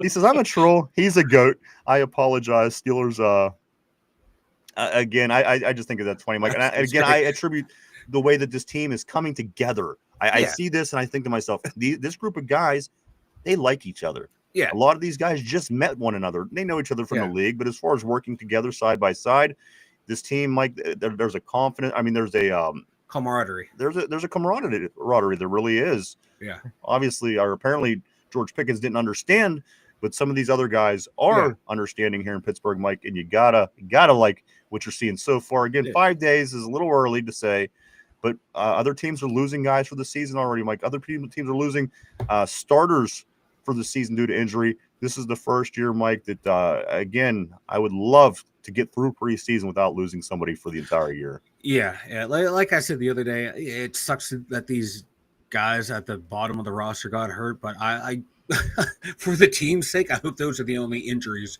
we get. Sucks for them, but for the team, I hope those are the only injuries we get out of training camps. We could come out healthy, go on a run. Like I think it was Mark One saying, we should at least start 4-0. I'm looking at our first half of our schedule. We should be at least 6-1 in that first half of the schedule. So let's go out guns a-blazing. Speaking about the camaraderie thing, on the Steelers social media thing, they had the players dropping the Plinko bombs. Yeah. Like, Aaron Rodgers did it and sitting there laughing and smiling like a little kid the whole time. So for that grumpy Gus to do that, it seems like he's buying into what the Steeler way of things are doing. And I saw like a Jets fan account. He was saying how it's very disappointing watching Aaron Rodgers in Pittsburgh right now because this shows like a poverty franchise and a winning franchise. The Steelers are making him adapt to their way, whereas Aaron Rodgers made the Jets adapt to him. Well, I sure hope that he doesn't adapt to the way that Russell Wilson adapted in other players. So I mean, yeah, there's a lot of similar parallels from last year to this year, brother. One other thing I do want to say about our quarterback, though, Aaron Rodgers, Mike, I don't know if you've seen this. DK talking about hey, what is that? Is that you? Okay, no, I was just making sure it was something on your end.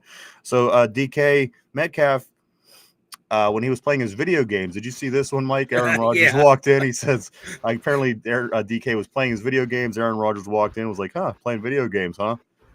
He was like, yeah. And he thought that Aaron was going to sit down and play with him, and Aaron turned around and walked out. It's that dad move. Playing games? Yeah. Right.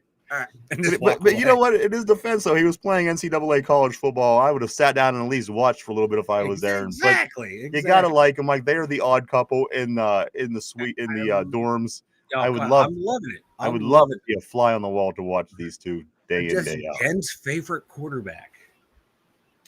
And finally, Mike, Cam says, "Get the F out of here." The NFL responding to him being where he's placed in the top 100, Mike, which I agree 100%. I don't think he belongs as high as they give him in the top 100 players. He says, I know the players around the league aren't going to respect me to accept. Mike, the guy doesn't belong that high on the top 100 NFL players. It isn't about respect. These are guys that are in the league. They're not going to sit around and say, you know what? Oh, that's Cam. Let's disrespect him.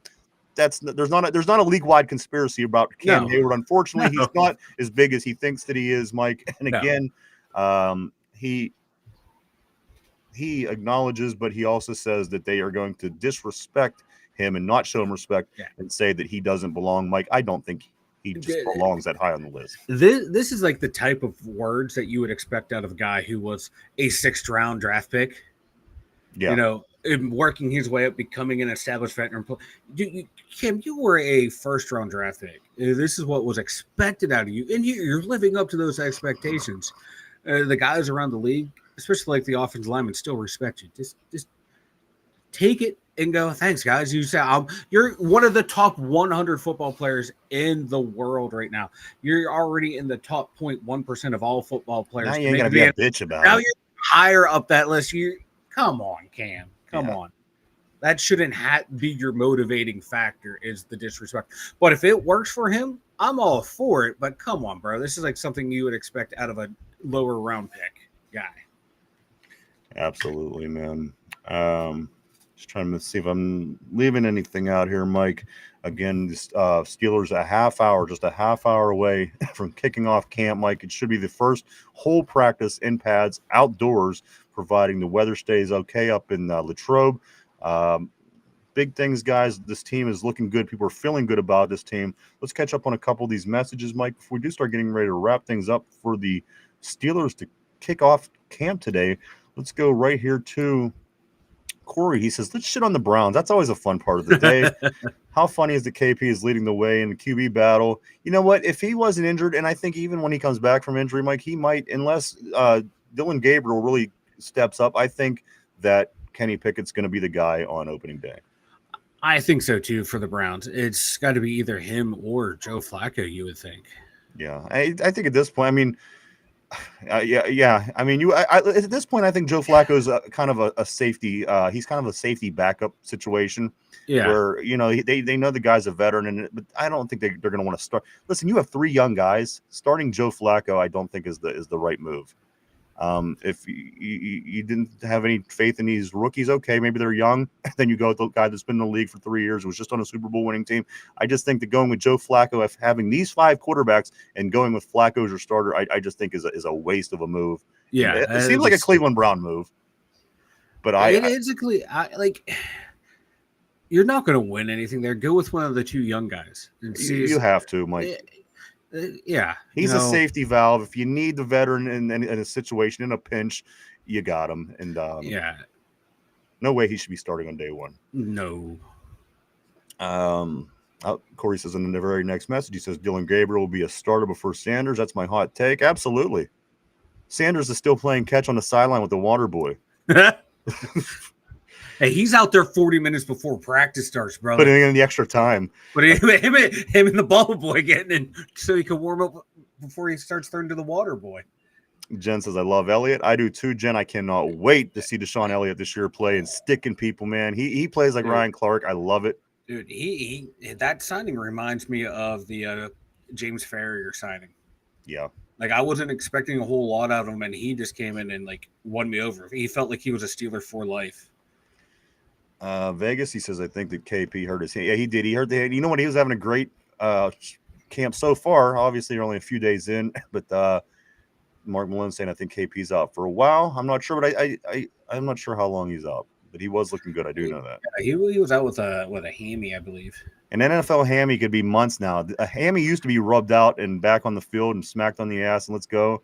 So now you don't know what a hammy is going to be. It could be months. We found out with a couple of our guys last year and the year before. Vegas, Elliott balled out last year. I love me some Deshaun Elliott, man. I cannot wait. Especially with the rest of the guys we got in the secondary now. He's fired up to have Jalen Ramsey on the team too. Everybody's fired up to have Jalen, man. This is so exciting, guys. Again, just about 11 days from the Steelers playing the Jacksonville Jaguars in the preseason, guys. It won't be long now. Vegas says now is not the time to be out for a while. Can't help the club in the tub. Follows that by saying if Cam gets all pro again, that will solidify him going to the Hall of Fame. You think Cam's a Hall of Famer, Mike? I say no. I say no. If Hines Ward is not a Hall of Famer, Cam Hayward is definitely not a Hall of Famer. And if James Harrison isn't, and the thing that gets Harrison James Harrison isn't. James Harrison is the longevity of his career, but I think the impact he had on the NFL in his short amount of time should allow him to be in the Hall of Fame the way Kurt Warner was. Yeah, granted, Kurt Warner won 2 Super Bowls as a quarterback, but I think Cam is, I hate to say it, I always said the Hall of, not the Hall of pretty good, the Hall of really good. For me, he's a borderline Hall of Famer. Until those other 2 gentlemen that we just named go to the Hall of Fame, I say no, Cam Hayward is not a Hall of Famer. Yeah, I think he's a damn good player. Teams, listen, when Cam Hayward the ball and takes it back 102 yards and burns Larry Fitzgerald, then we'll start talking Hall of Fame. Until then, guys, he's Cam Hayward, who I thought was playing down for 2 or 3 years prior to having a good season last year, in my opinion. So we will see. But again, until Hines and James Harrison go to the Hall, no, I don't think that Cam is a Hall of Fame. And I think Cam kind of has that Junior Seau vibe to him too, where his performances are kind of overblown, getting credit for stuff what he didn't do, whereas Junior Seau would tap a guy on the pile and he'd get credit for a tackle. Cam Hayward's getting credit. He's hard to take. I mean, I know you're not a big Seau guy. I'm a big Seau fan, but there were the guy was. I mean, he was everywhere on the field. That's the thing about Junior Seau. I think he was a bit overblown. The thing about their defense, it wasn't great. He made the defense good down there, and he took them to the Super Bowl. So, also, Mike, let's move to the next comment here. Jen says, "Oh, Browns." That's what their fans say too. And Vegas says they used to tape up your hammy really tight at best. You're right, they sure did, man. Let me take a look. Mike, also around the NFL, Cortland Sutton, another wide receiver we talked about early on. We would like to see him. Mike, he signs an extension with the Broncos for a 4-year, $92 million. He is going to be a Bronco and very rich for quite some time, Mike. Yeah, I was hoping we would be able to snag him in a trade, but they unfortunately did find lightning with that quarterback, Bo Nix. So might as well keep your number one receiver. You know what? Christopher always makes me smile. Every time he puts a comment up, I look at it, he says, I feel like our defense will pitch its first shutout in a long time this year. Wouldn't that be great? I haven't even thought of that in years. Game 1. I would love it. Set the tone early. Man, could you imagine? And stick around, guys, because our trivia question of the day is about the first game of the year. We'll get into that here just shortly, guys. But great. Christopher, I haven't thought of that in seasons. So yes, that made me. Come on, guys, that's got to make you feel a little warm and fuzzy inside. Because again, the work we put into this defense in the offseason against the vibe, and I know you're talking, the aura thing you talked about the other day, Mike. There is something about this defense. It feels like it's going to be good. And does that mean a whole lot? No, that doesn't mean a whole lot. No. But it feels a lot better than it did. Oh, it feels a whole hell of a lot better than it did. And we thought the secondary was good last year. Yeah. JPJ, Jackson, Minka, and Deshaun. Now you take Minka, you take out Deshaun, and you added a whole shitload of players, and a couple of them, some of the better in the league. Come on. Super Bowl winning Darius Slay and Jalen Ramsey, of course, is no slouch. No. That's a mighty fine secondary. Mighty fine secondary, if you will. Mike, why don't you go ahead and tell us about the Mighty Fine website? The Two Dumb Yinzers brothers. Check it out at the Two Dumb Yinzers. Ryan and I's all of our social media links are over there. Got the link to the merch store. Got the dumb thoughts over there. That going to be Vanilla Thunder thoughts here soon as the season starts up. So check it out at the TwoDumbYinzers.com. And remember, listen. Hey, now that's a good looking shirt. I got to be honest. Great listen, come shirt. On. Guys, I do want to say, check out the website. A lot of good stuff over there. Mike does a lot of work on the website, www.the2dumbYinzers.com. That's www.2dumbYinzers.com. Mike, the 76D had 5 shutouts, Vegas is saying. Man, no wonder they were winning Super Bowls all the time. And that was the year Bradshaw went down hurt. They lost the game. The defense said, no one's scoring on us again, and they just beat the fuck out of everyone. Guys, let's get into the trivia as we are just 20 minutes away from camp starting today. I know a lot of people are going to be making their way there, maybe turning the show off when that's about to happen. So, Mike, let's get to the trivia and wrap this thing up so people can get to camp and, get their day going. Mike, everybody on the board, put on your thinking caps. This is the question of the day, and it is, of course, about the first game of the season against the New York Jets. Mike, here is the question of the day. The Steelers are 21-7 all time versus the Jets. Have the Jets ever had consecutive wins over the Steelers, Mike? These two teams, they played 28 times in the history of the two teams. The Steelers are 21-7 in those 28 games. This is a yes or no question. Have the Jets ever won consecutive matchups against the Pittsburgh Steelers? They could be 5 years apart, say 1980 to 1985. Yeah. Mike, did they ever win consecutive games against the Steelers? Take a moment to think that over. Everybody on the board as well. We are live. We're live 5 days a week right here, Monday through Friday, 11 a.m. to 12 p.m. Eastern Standard Time every day right here on YouTube. Get your answers on the boards, guys. The question of the day, the first game of the season, the Steelers play the New York Jets. The Steelers are 21-7 all time against the Jets in their 28 meetings. Have the Jets ever had consecutive wins against Pittsburgh Steelers?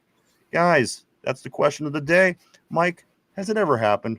Did the Jets ever win 2 games in a row against the Steelers? I know we had some bad teams. I'm going to go with no. All right, Mike, you're saying no. Is that your final answer? Final answer. All right, I'm locking Mike in on a no. Mike is locked in. Vegas is going to say, I'm going to go with no because that would be funnier. I like the logic. I truly, honestly do. I respect that.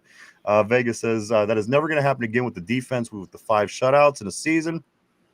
That would be a good thing to look up, guys. Maybe I'll look that up today or for tomorrow, Mike.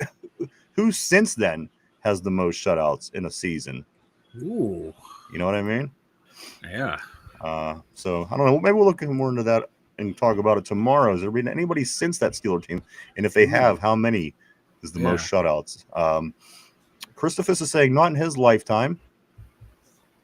Question of the day: the Steelers' opening day against the Jets. This team they play, Mike, they have a 21-7 all-time record and 28 total games played.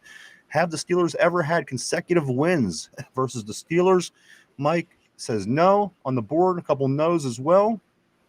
The answer to this question, guys, the Jets not only did it, they did it 2 times, and they've done it really recently.